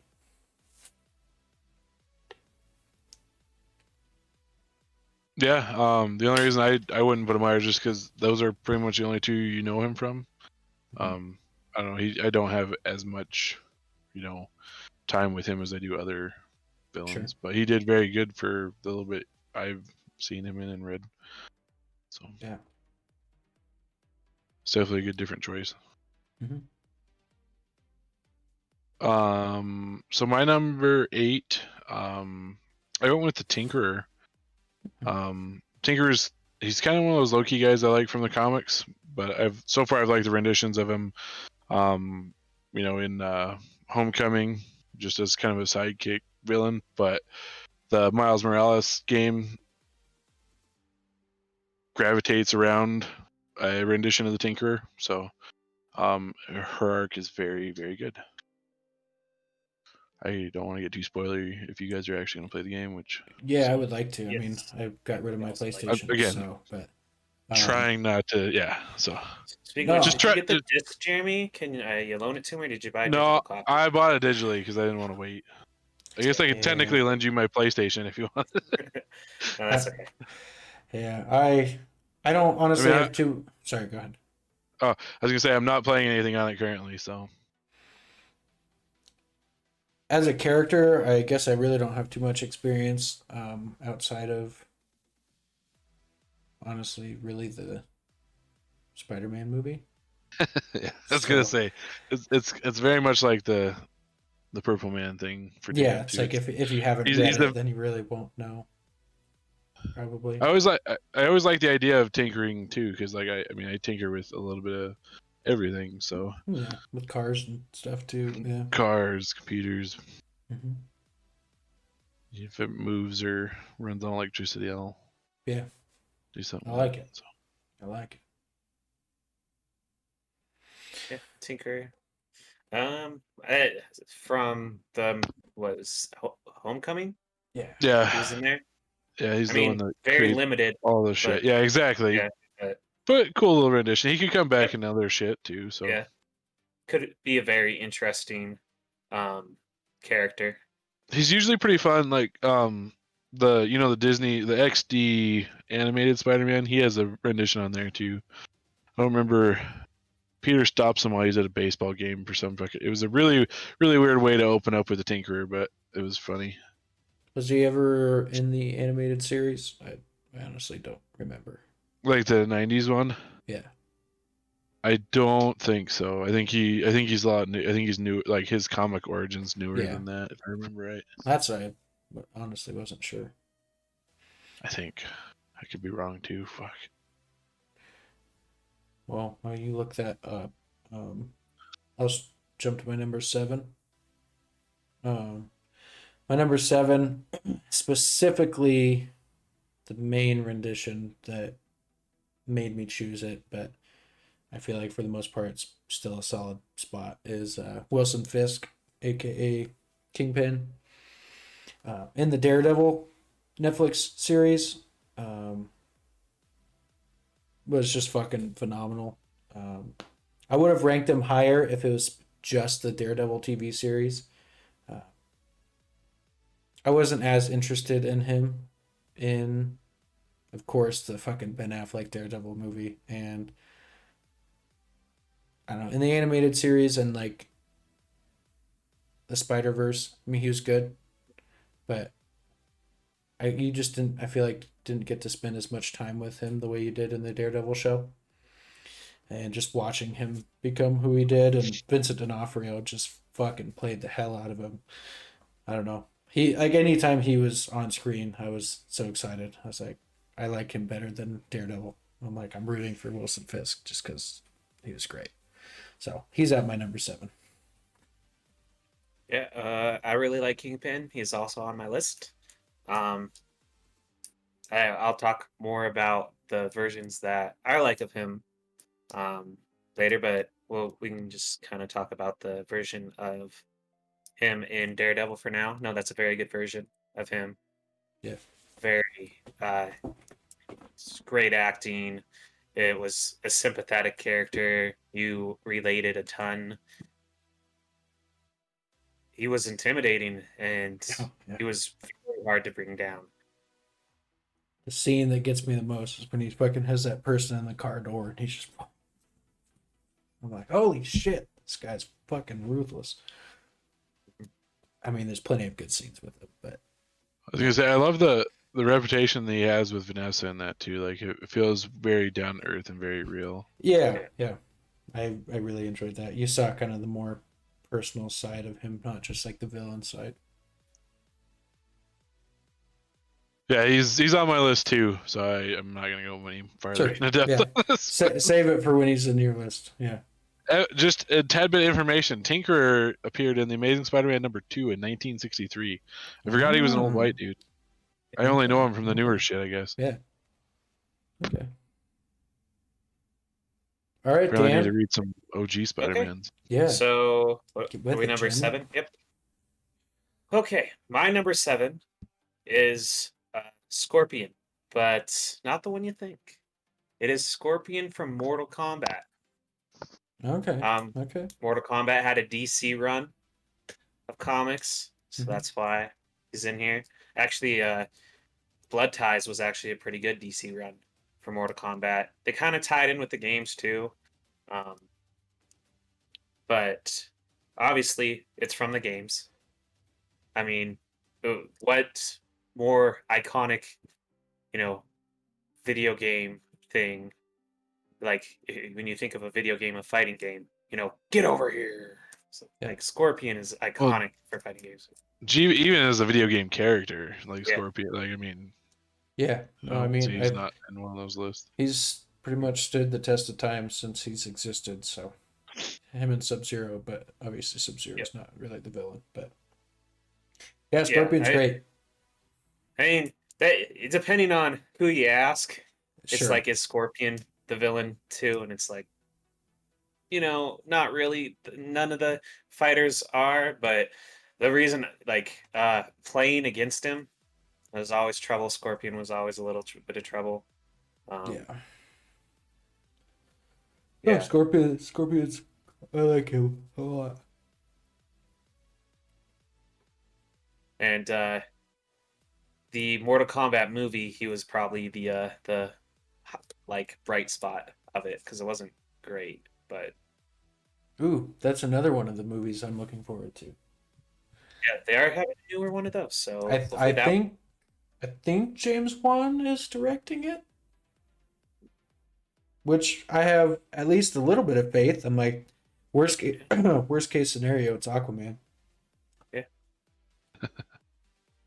Which, by the way, I enjoy the stupid original Mortal Kombat movie still, hey, just as a nostalgia trip. Like, yeah, but it's a fun movie.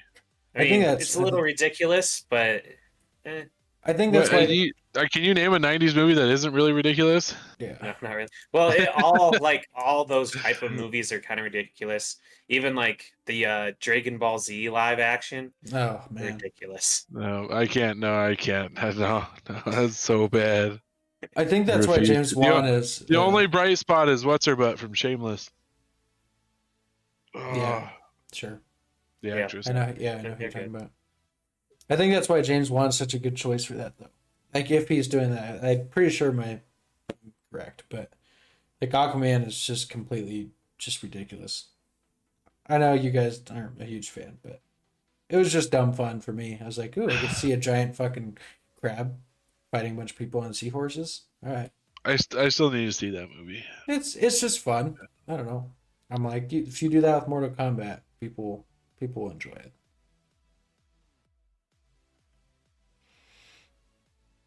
All right, and So 7, right? Yeah. yeah, Sorry. no, you're good. I couldn't remember. So my 7, I went with Green Goblin. Obviously William Dafoe's portrayal of him. Not everyone likes the Amazing Spider-Man one. I don't mind it. It's obviously not great, but it's still pretty good. Plus, he kills Gwen Stacy, iconic moment from the comics. Oh, really? Animated I remember. TV series too. Yeah, Yeah, I was gonna say. Yeah, he was all right. Or see, I remember the Hobgoblin more in the '90s animated one than I remember sure.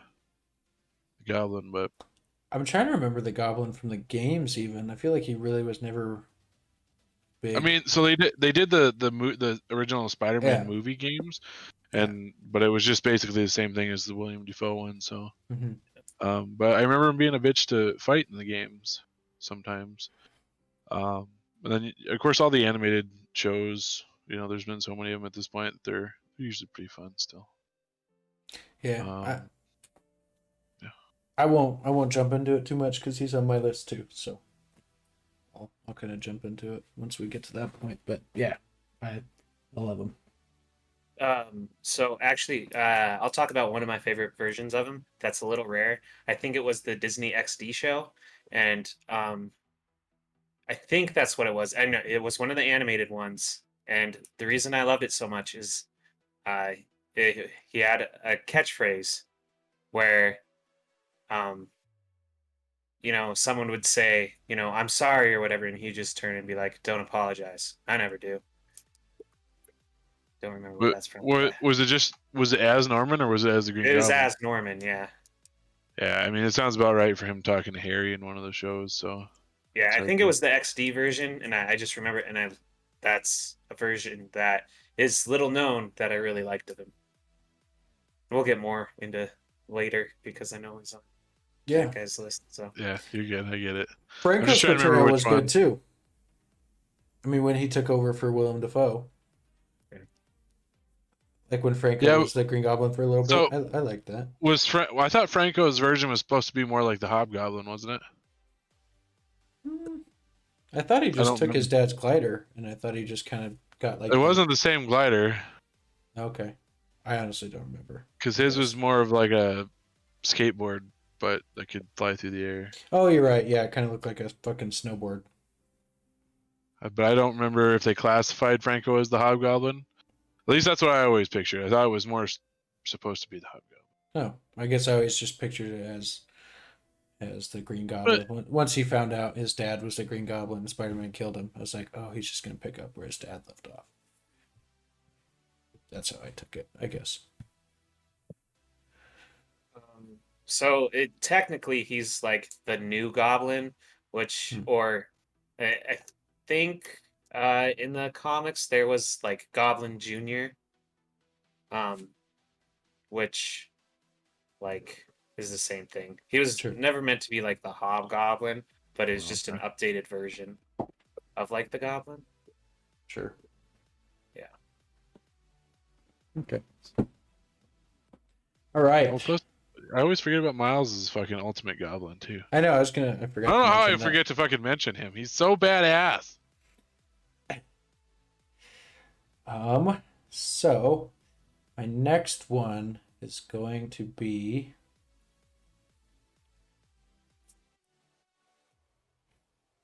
Mysterio. And I've liked a lot. I actually like almost every mediaized version of Mysterio more than I did in the comics. I think that's why I liked him so much. Spider-Man: Far From Home.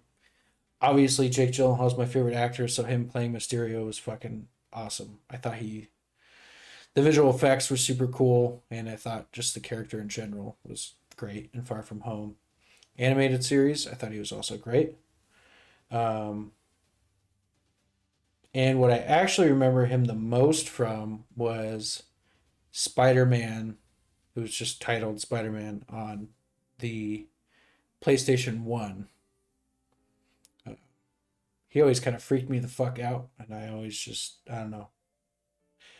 I thought he was awesome in that game as just like one of the big villains, so yeah, I'd pick Mysterio.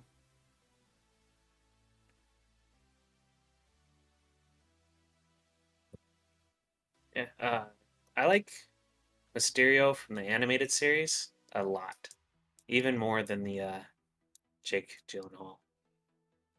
Yeah, I feel like mine was more of a personal bias because it was Yeah, probably Jake Gyllenhaal a little bit, but I think yeah, the animated series pretty much improved upon the comics. I feel like of Mysterio. I just thought he was really cool. Yeah, he's my number 6.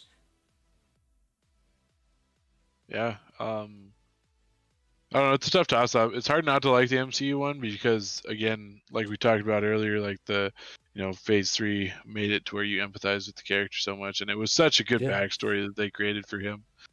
It is kind of sad that it's not quite that Master of Illusions thing from the animated series, though. Like that was the fun part. It was, kind of like a trickster, almost, Loki-esque, but yeah, no, it's hard for me to choose which one I like more actually, but I do enjoy Mysterio as a whole. So, another good selection. One of us is really gonna have to hate one of each other's selection here soon because I feel like I'm being too nice. So we're at my number 6. Yeah. Also from the animated Spider-Man, and my favorite rendition of him is from the animated Spider-Man show, is Kingpin. Narrowly beats out the one from the Netflix. I think the live action is very, very good. I really liked him. I thought he was the most intimidating villain of the animated Spider-Man, like the '90s one. Um, and yeah, especially with like him and his son Richard, and his son Richard like has that little hover chair, and they're kind of manipulating all the other villains at some point. Um, just giving it a hard time for Spider-Man. Yeah. I mean, obviously he was on my list. Just a last pick, but yeah, I mean, he was still very good in the animated series. I just kind of flip-flopped with you. I think the live Yeah. action narrows the animated series, but no, Kingpin's a very good villain just for like anybody in Marvel. I mean, Yeah. not even just Spider-Man or Daredevil. I mean, just in general. Yep. I really like the animated series one, but the guy in the hover chair, that I don't remember that being his son though, was it? That was I think so. Wasn't that Richard Fisk? no, it was what the fuck's his name? He's the guy that invents the spider hunters, like all the bots and shit. He's just another kind of tech bad guy. What the fuck is his name? I'm trying to find it real It's quick. Sam Rockwell from Iron Man.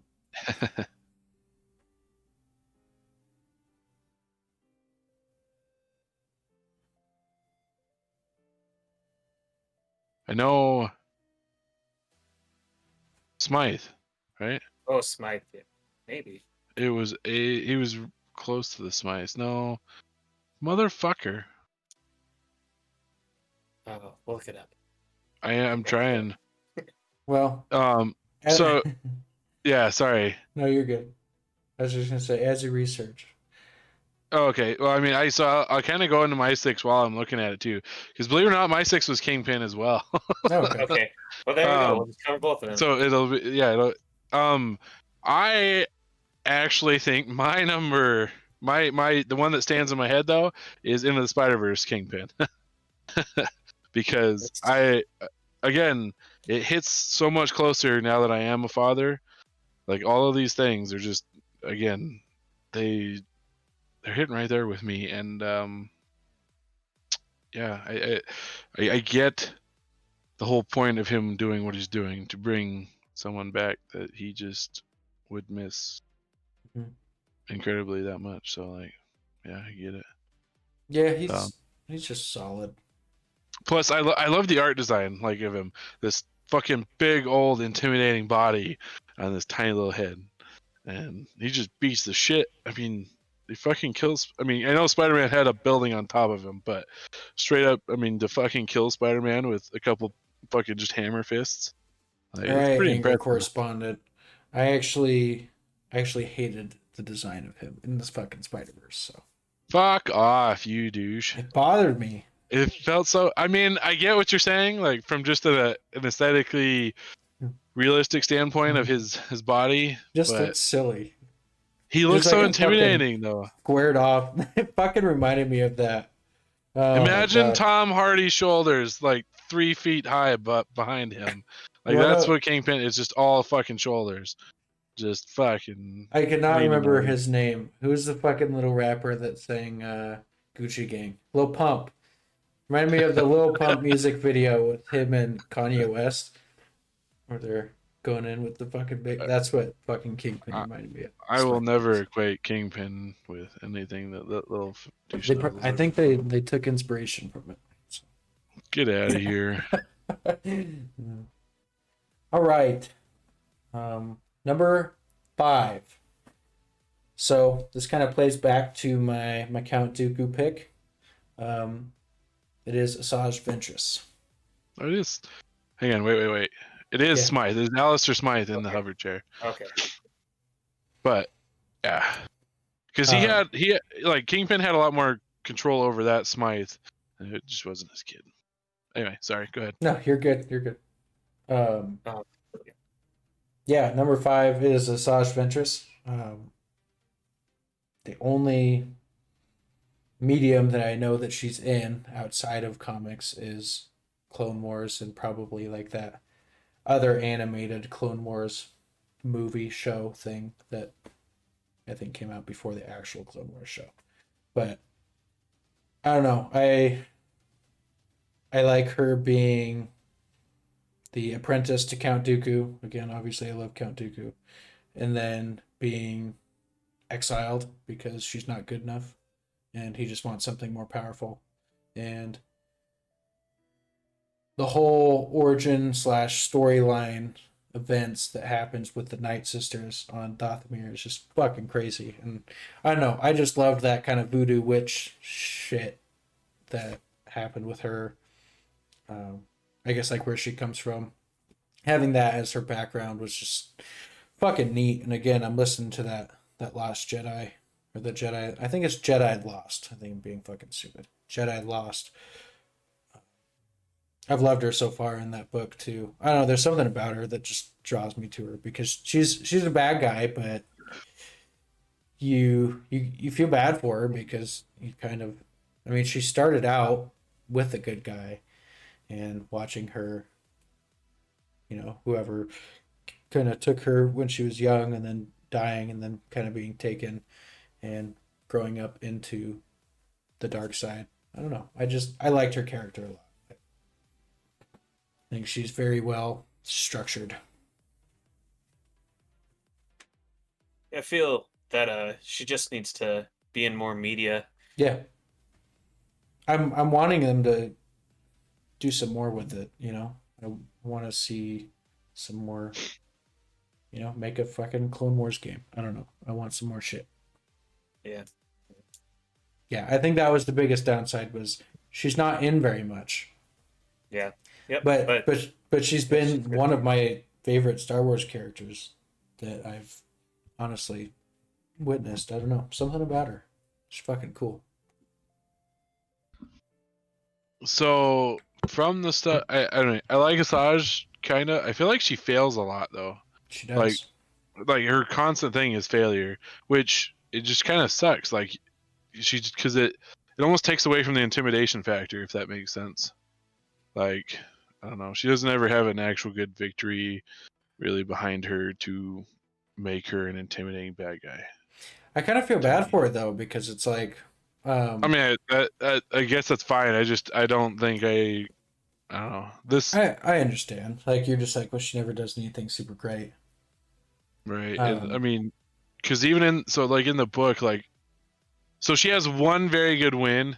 I'm not gonna say it because it's yeah, in the book. yeah, yeah. So I'm not gonna spoil it for you. But like, I feel like it's the only time I remember her winning in most of the media. And as a bad guy, she's just not. Again, she's not a winner. It was just kind of like after a while in the Clone Wars, you're like, well, this lady's just worthless, and she's here to kind of fight someone for 5 minutes and then lose or run away. So Sure. Yeah. you might I as well get be you. having another droid just get fucking blasted. I get you. Well, that's my number 5. What about you, Dan? My number 5 is Killmonger. Hmm. So, I mean, Michael B. Jordan, Yeah. just amazing. Yeah. I mean, Yeah. the acting, obviously, Michael B. Jordan's phenomenal. Not to say I didn't love like Black Panther. I really liked Black Panther, but I think he was the best part of that movie, hands down. Yeah, it's gonna be. The sequel is gonna be so just like I don't even know what to think of it because you're not gonna have Killmonger. You're not gonna have Chadwick Boseman as the Black Panther. Yeah. It's rough because their chemistry and both of them, those were the two highlights of the movie, and Yeah. you're like, okay, where do you go from that? So Yeah. I mean, I'm sure it'll be fine, but mhm. it just sucks. It's like, oh, you built up so much, and now it's like your two best pieces are now, Yep. I mean, you unfortunately, got not around. you still have was it M'Baku? Baku. Yeah.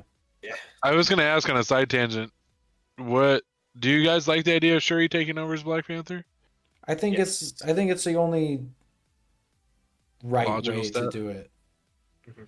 Like I feel like if you just recast Black Panther, Yeah, I well, mean, they said they're not gonna recast, so when I was open to don't the know which is idea gonna just out of somebody, kind of doing it out of the memory of him, not just replacing him, but being like, I want to do this to continue his legacy. I was kind of okay with that, but at the same time, like, you kind of do the same thing with Heath Ledger's Joker. You're not gonna in the Dark Knight trilogy bring him into the next movie and just recast him.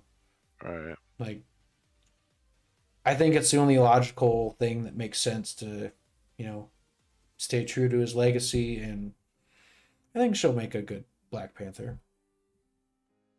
I mean, Or I guess I whatever don't know if I character don't she yeah, I ends up don't know if being. that's the actual confirmed thing. But I just as the uh, lead, I think she'll do just fine.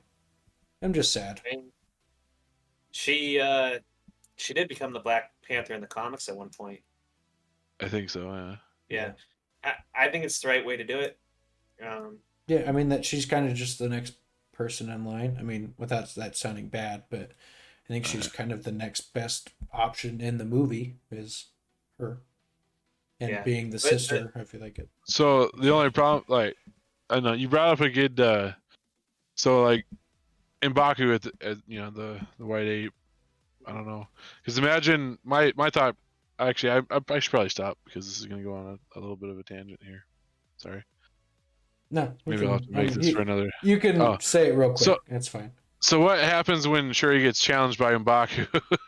Like, in the ceremony, well, like he so just throws her off the fucking the waterfall. Like, she's 10 that's going to be pounds. interesting. It's true. I The, mean, the I think she's smart enough to get out of it, but I also feel like her character's too immature to lead a country / be a superhero.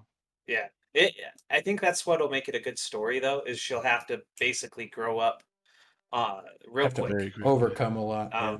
Yep. But you'll have to see her overcome that, and that's a good story device, and I think that'll be a good It could story. be.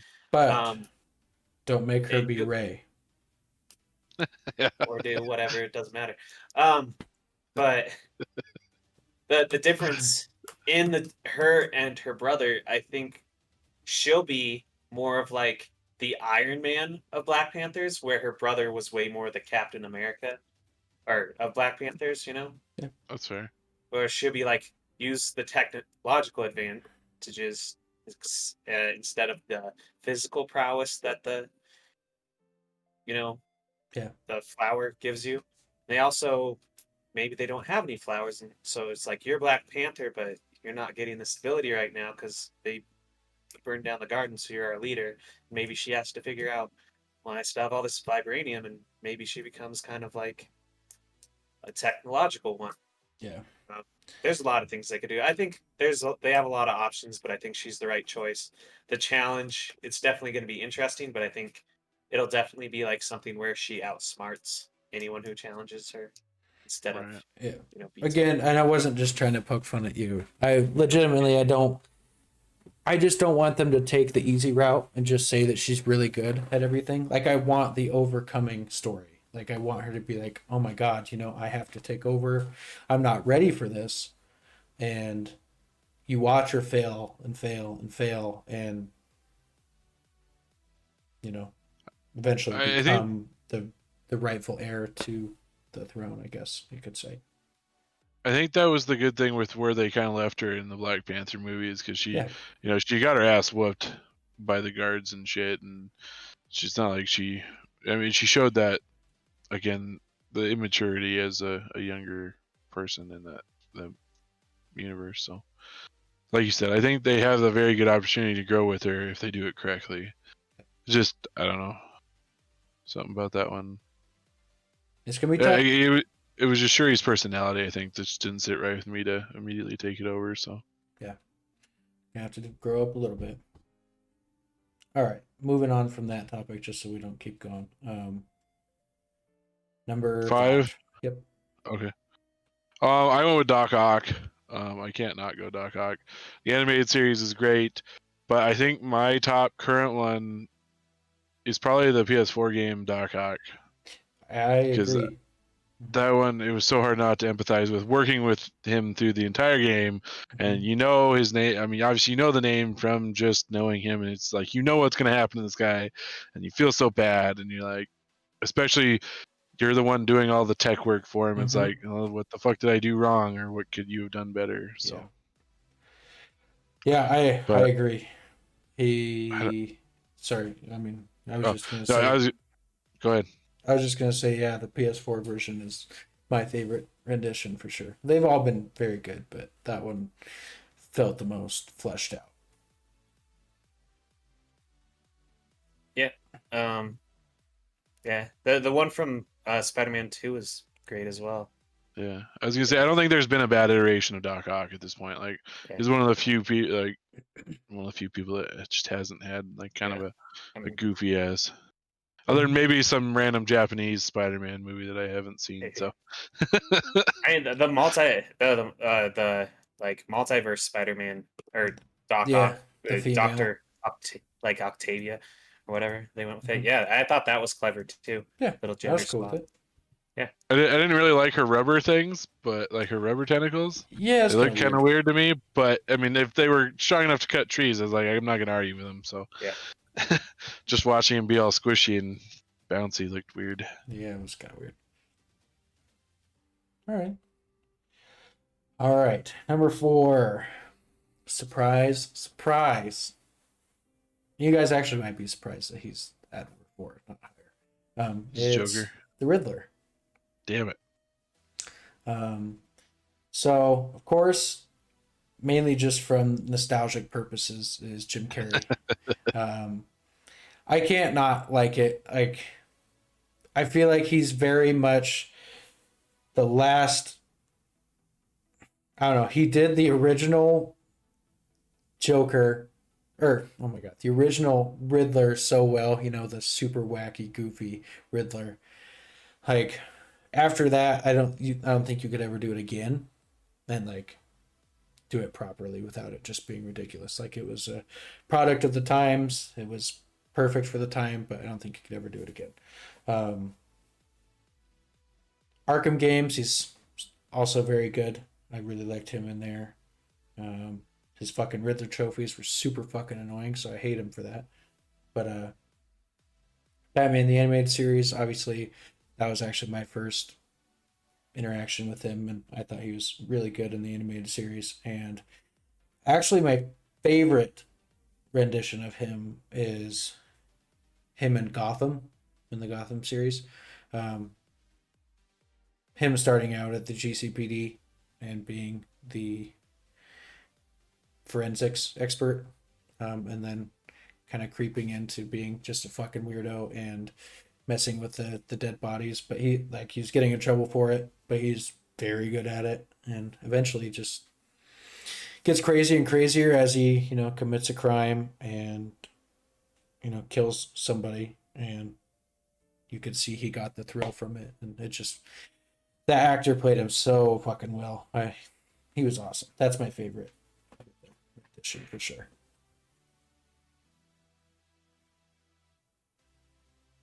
I still think Jim Carrey's my favorite just because of the goofy and shit. And I love Jim Carrey, but He was amazing, yeah. I did love What's His Butt from the Gotham too. He was pretty I don't good. know why I can't fucking think of his name. I had it on the top of my head, but I like how they went with a pretty generic trope of, him trying to kind of save the woman he's in love with too. It's like, it brings you back down to that. I empathize with this character kind of. yeah. You knew something was wrong with him. Like, he's special. But it's like, I don't know, he was very, very smart, so. Yeah. I mean, I feel like Dan doesn't really give a fuck about the Riddler, so. I don't really care about the Riddler. It's like, Honestly, ooh. If I hadn't just seen Gotham and I wasn't so nostalgic on Jim Carrey, I probably wouldn't either remotely give a shit. I feel like He's not intimidating to me. I feel like this Riddles next were never that rendition is gonna be very good. I think he's gonna be more of a Zodiac killer, and I think it's gonna be wonderful. That would be cool. I think that's the way you go with it now, without making him fucking goofy. Okay, maybe. Just makes him scary as fuck. All right, Dan. Number 4. My number 4, also a Batman villain. This was hard. These top 4 is really where it got difficult to rank in an order. But I had to go with Joker, and obviously Heath Ledger is my favorite out of all renditions of Joker. He definitely makes this the number 4 pick. I think there are a lot of good renditions of Joker. And my ranking is going to be totally different than Cooper's for sure. But yeah, he's good in everything. Like we've discussed, even Zach Galifianakis as Joker in the Lego movie is really good. Yeah, I mean, spoiler alert, he's on my list. And we've had a fucking whole episode dedicated to him, but yeah. Almost every rendition of the character has been good in some fashion. I mean, even Jared Leto, I know, pretty fucking terrible, but there was some parts of Jared Leto where I'm like, see, if they just wrote it better, like it would have been fine. Like, he's probably my least favorite rendition, but like, I don't know. I'm still like, oh, there's the Joker. I mean, he could revive it a little bit, his rendition on it up in the Snyder cut next year. I don't know. Joker's great in almost every fashion. Yeah, he's so good. He's my number 4 too. So, whoa. What did you break? Anyway, yeah, my number 4. I think Hamill pulls it out just a little bit, again above Heath for nostalgia purposes. What's going on here? But I don't know. On certain days, it could go back and forth. All right, real quick before we move on, we're gonna take a quick technical difficulties break. Give me just a second. 2 hours later. Sorry about that. As the technical director, I was able to get it fixed.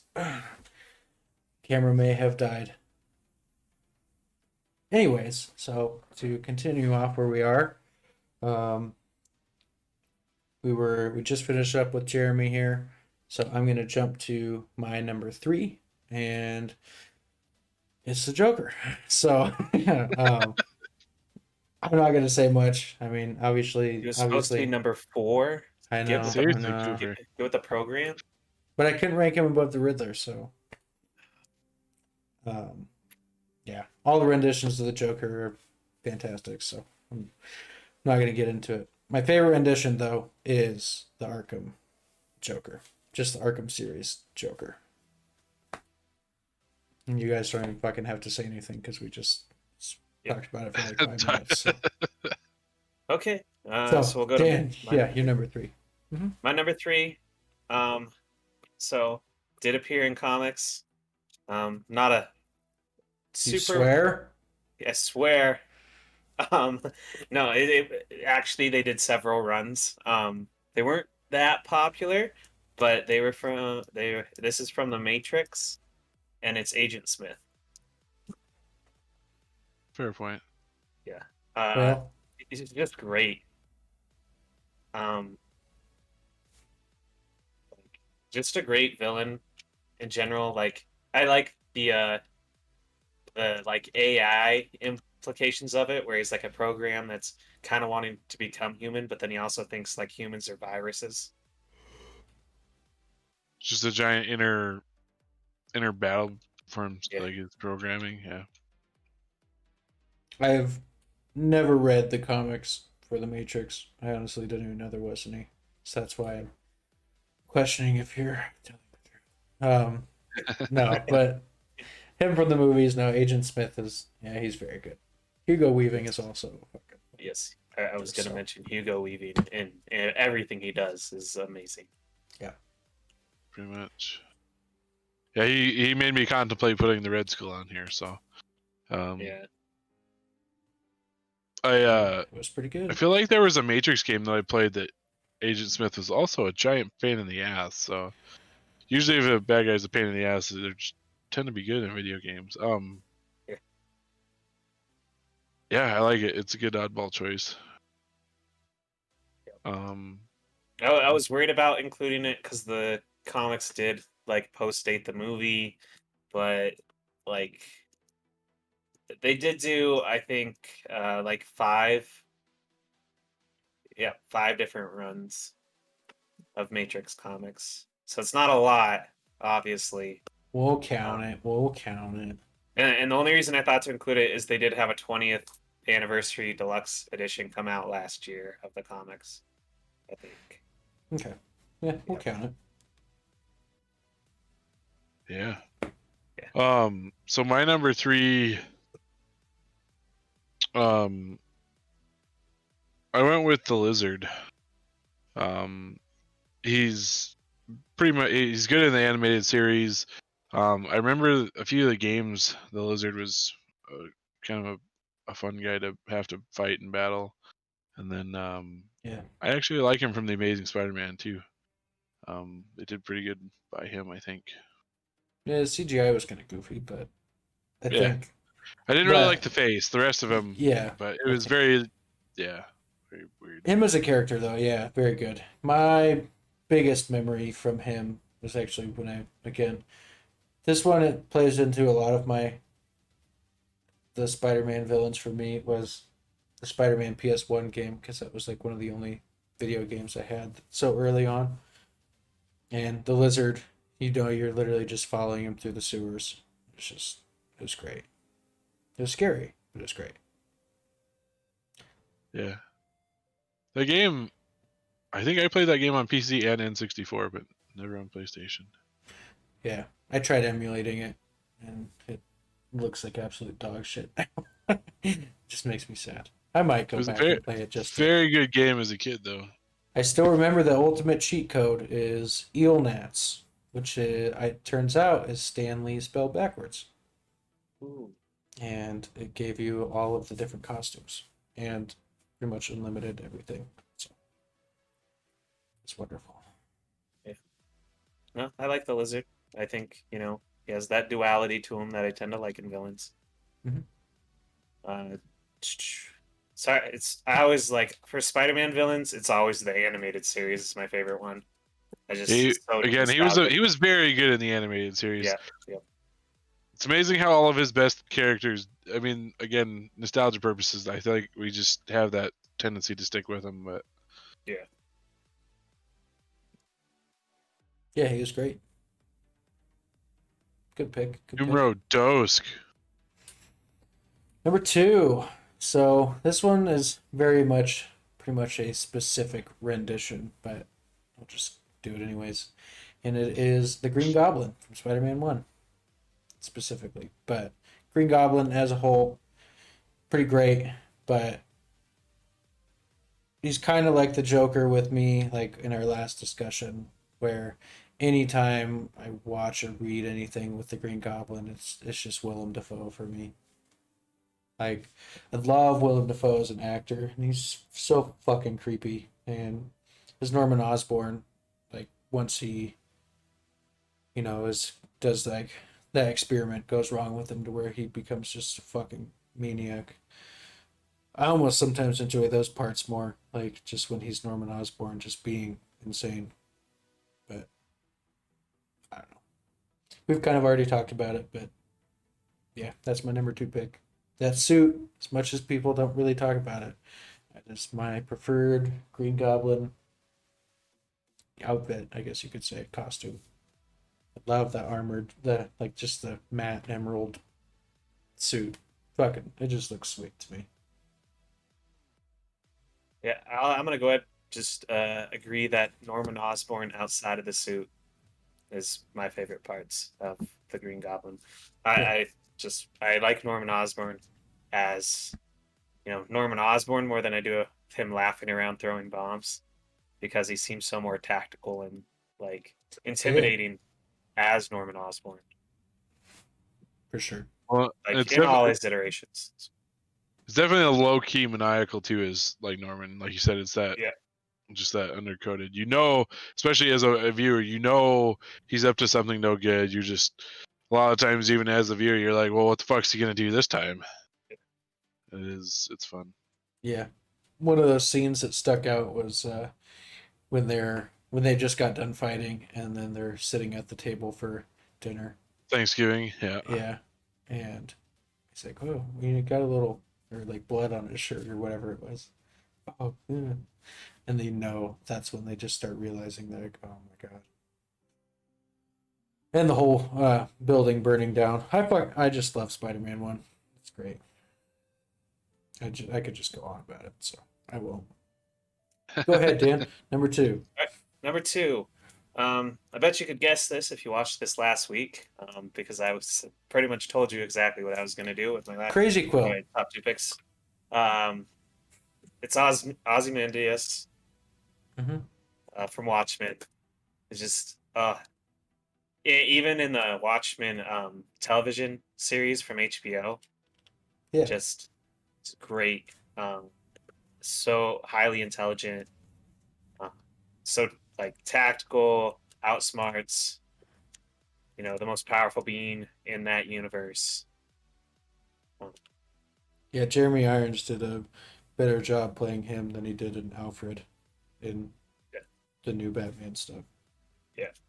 I like him in I guess he's only had like really 2 renditions outside of the comics now. Hopefully more come. Yeah. I would like an he's great. animated series, just like an animated show of it. Just have them redo it. Yeah. It'd be hard to do Watchmen as a video game, but it would. Yeah, because like the bad guy's gonna win. You're gonna be like, oh shoot, but that's one thing. His plan works, and that's what makes him a great villain. Is like, yep, it just works, and our heroes can't do anything about it. You're just like, cool, it worked. We can't stop you. They just kind of have to go along with it. Yeah, if they ever do it again, I feel like the only other way you can reiterate it is doing an animated show or miniseries, and just doing it from the comics, you know, Yep. having that same ending and everything. Like I want to see that go down in motion. No, the one thing I would like is like a prequel to the movie where you Yeah. see the team, the Watchmen, kind of working together. That could be interesting. Yeah.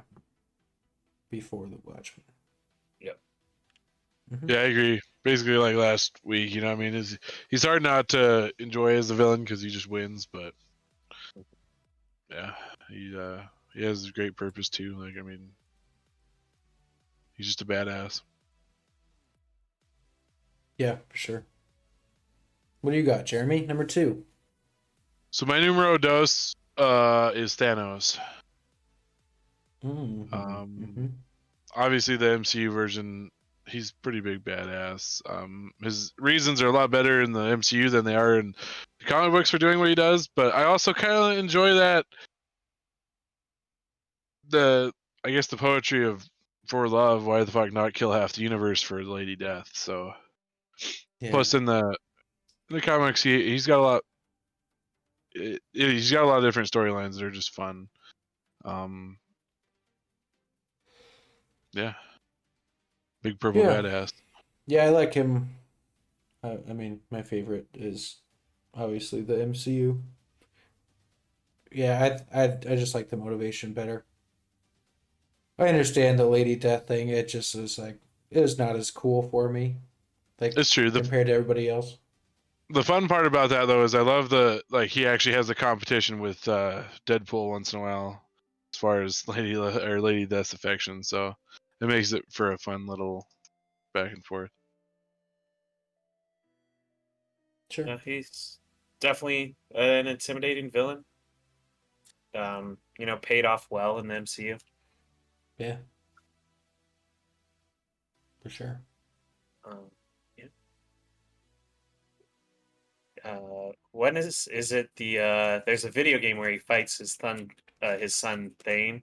He's good in that too. Yeah, I forgot about the video games too. Yeah. The other thing is it Marvel's the Avengers Assemble show? He was fun in that one to watch. Just kick the Avengers' ass until they figured out how to beat him. Yeah. Again, pretty much all renditions. He's pretty entertaining. I don't Yeah. remember which game you're talking about though. I don't know. I just remember. I think it's a video game. It might be an animated show. I know he fights Thane, and it's the build up to that. There's a slight multiverse aspect to it because there's like 10 Infinity gems too from different universes. I don't remember. It's possible it's one I haven't. I don't know. I don't think it was. It wasn't one of the Ultimate Alliances, was it? I'm trying to remember the fucking storylines.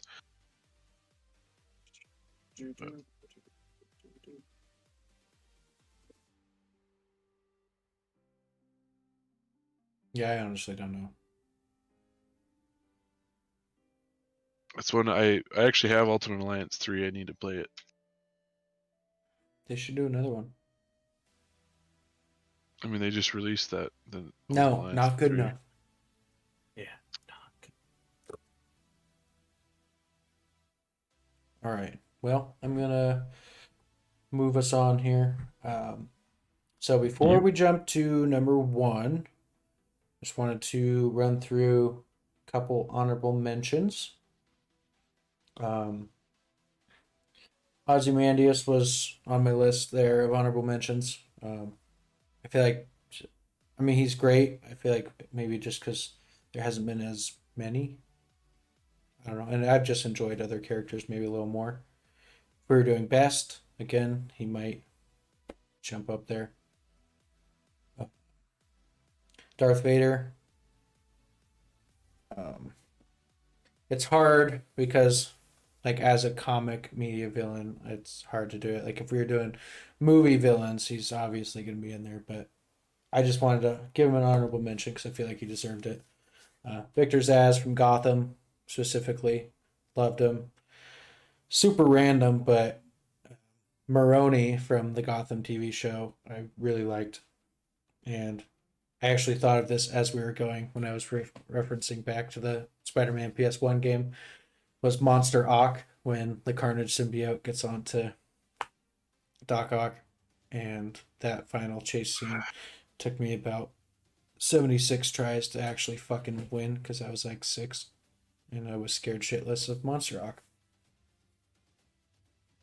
Yeah, So those are my honorable mentions. It's a very good rendition of it. I loved it. It was very short and sweet, but I was like, holy shit, this is scary. Dan, who you got? Honorable mentions. Honorable mentions. Okay, so the people that these were people I considered to be on the list, but then I was like, I got to take them off. First of all, from Teen Titans, Deathstroke. Mhm. Really like that. He was Darth also Maul. very good in Arrow. Yeah. Yeah. Darth Maul. And then also from the specifically like he's been in a few different things, but Brainiac. Yeah. Mostly from the video games. Injustice 2. Mm-hmm. Very, very good. Also the Justice, I think, is it the Justice League animated? I think he's in there probably. too. Yeah. Have you played Injustice? Any of the Injustice games? I have watched all the cutscenes. Fair enough. Yeah, Injustice 2, the storyline was so cool. What about you, Jeremy? So, I think I had like 4 that I really had trouble removing. Ultron, same reason, it's pretty much as the comics. I love him in all his renditions. The animated series, he's always great. Obviously, movies, fantastic.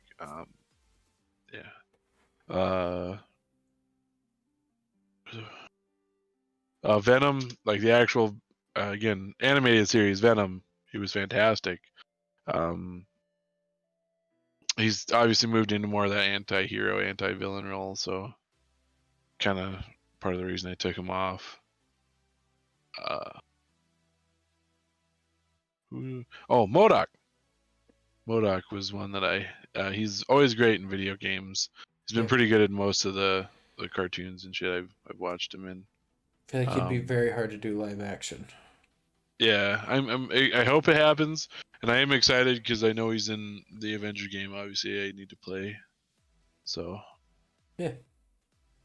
So I really wanted to include Carnage, but I feel like we really haven't gotten that many proper Carnage.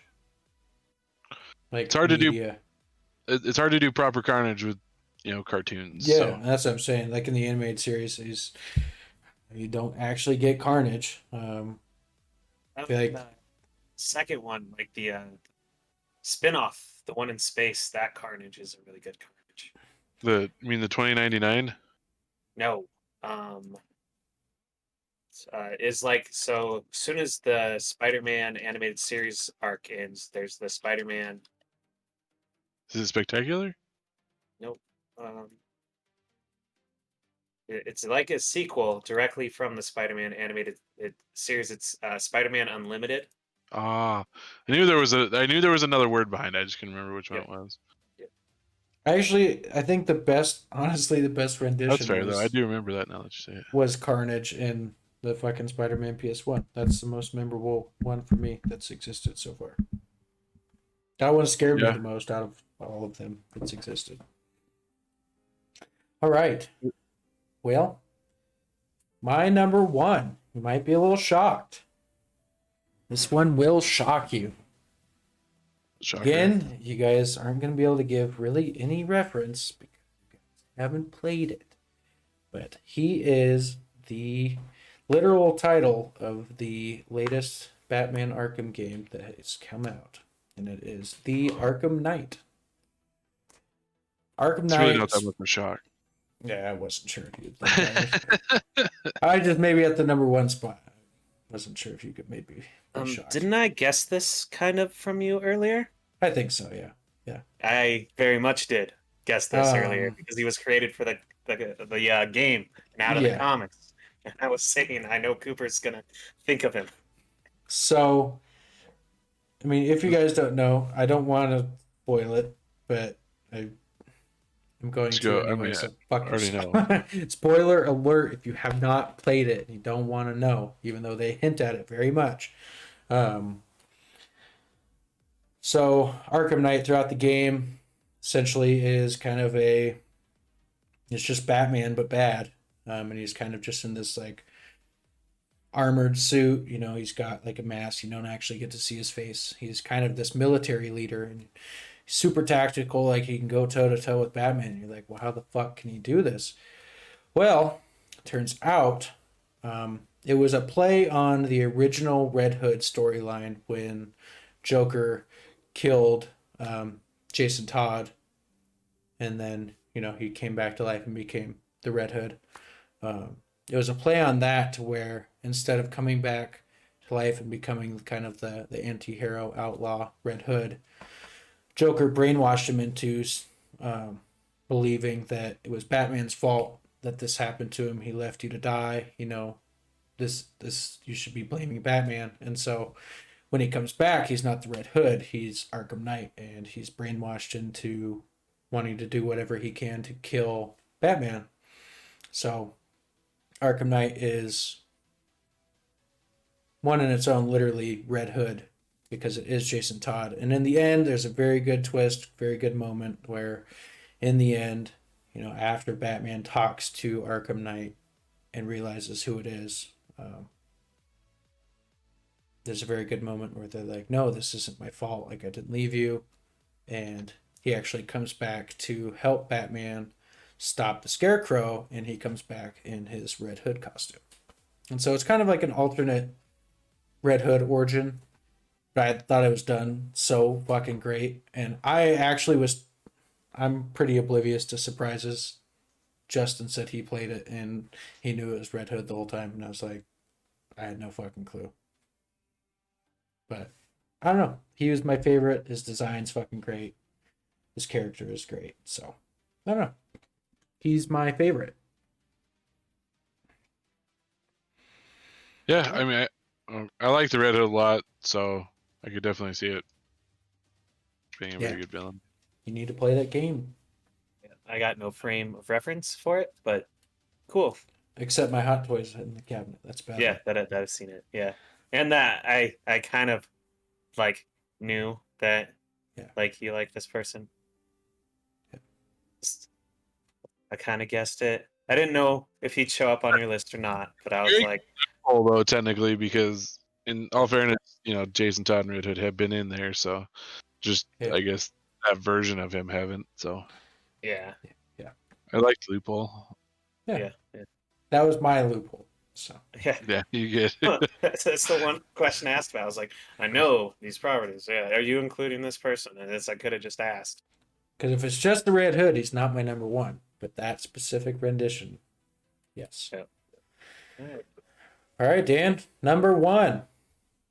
So the most obvious choice, I feel like, Crazy Quill, because I said it last week, what I would do. It's Darth Vader. Great in the comics, great in the movies. The only thing better than a villain who wins is one who redeems himself. I feel like the best arcs are those type of villains for me. Either they have to win, and then like the character has to regroup and try to beat them, or the villain who redeems himself in the end and changes. And obviously, this is my favorite. Named my dog after him. Yeah, Vader's great. Mm-hmm. He's one of the best villains of all time. Said you're the best villain of all time. Yep, you're kind of a prick, Vader. Now,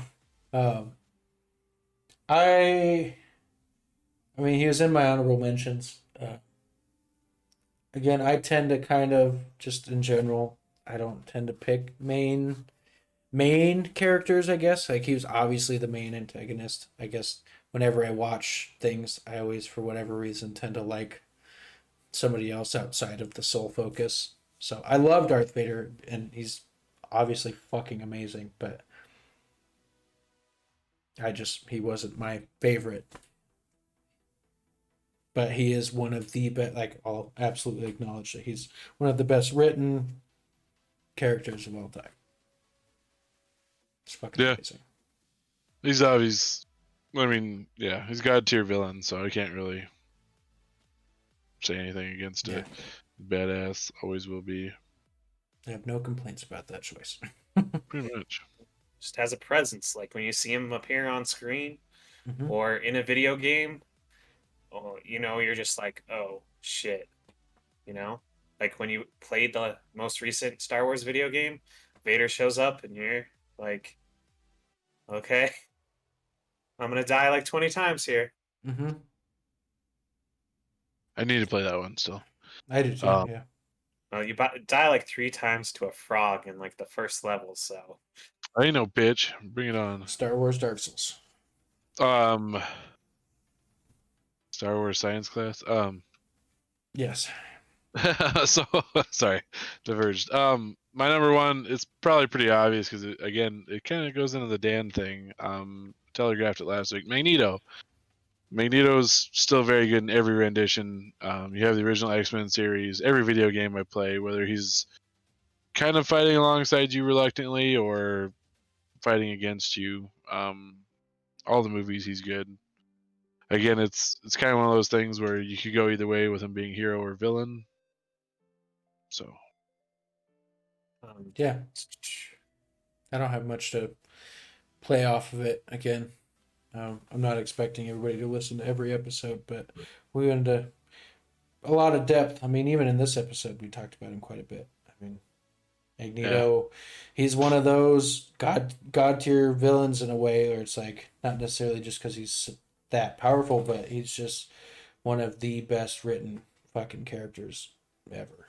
Like, there's a reason he's so great. Well, I mean, when he goes off, he goes off. He don't look back. Yeah. You know who was a great rendition of the Magneto that everyone overlooks? The Magneto from the X-Men arcade game. What a bitch. Yeah. Like you said, if you're facing him or he's reluctantly being your hero in some of the games, like Ultimate Alliance and shit like that, but he's always got some nice comments for you. So yeah, you're never doing good enough in Magneto's eyes. Yeah, no, he had like he would like levitate and have a big shield in the arcade game, and you just be like, "You're dumb." Yeah. Pretty much any of those bosses in those arcade games were cunts. Yeah, there's that one, and then there's the Avengers like arcade game. That was really fun. Where I think it was Ultron was the. Ultron, I remember Ultron being a bad one in one of the Avengers arcades. Yeah. But yeah, I don't know. And he's just he's got that Darth Vader presence to him. He walks in and he just commands the room, man. Yeah, 100%. I feel like this list was a lot easier to build than the last one. I don't know why. I don't know, for me, because I was just like, can I include this person? Can I include this person? You went a little bit more, kind of crazy on this one, but it's all right. I mean, again, it's our personal list. I liked how we did it. Yeah. There was a couple. So I didn't want to go Star Wars because I know most of them didn't originate in comics. So that's why I just didn't include them. But obviously Darth Vader's one of those guys, and I thought about Maul too, because I love Darth Maul. I love his arc. So. I mean, yeah, it was tough because I'm like, how's like. For villains, like I love Agent Smith. Technically, there's comics to include. Because obviously, if it's movie villains, he's up there. It's like, it's great. Sweet. Well, no, those were good lists. I liked them all. I don't think I have any like complaint on anybody's list there. Get your Riddler out of here. Yes. Yeah. Read something besides Batman. Read something besides Batman. Read an X-Men comic for once. Okay, I haven't done that. Okay. How What percent of your lists have been Batman villains? Like on average, or Like, well, take your two lists. Probably is like this 45% list I or had 50%. shit. 6. Yeah, I had 6. Yep. So 60% of your list is Batman villains. The most I have is what? Shoot, I actually went really picking different like stories here. I think I go mostly Spider-Man, but it's only like 4 people on 2 lists, so that's 4 out of 20, like at 20%. 420. Yeah, my last list was even worse. Probably like fucking 8 of them were fucking Batman, or at least DC. I'm the worst. I felt like I diversed this one a little better. I threw in some Star Wars, threw in some Marvel. Not enough.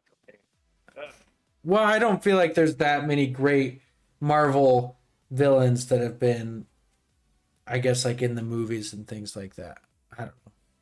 Compared to my other ones, I don't know. I don't rank them over them.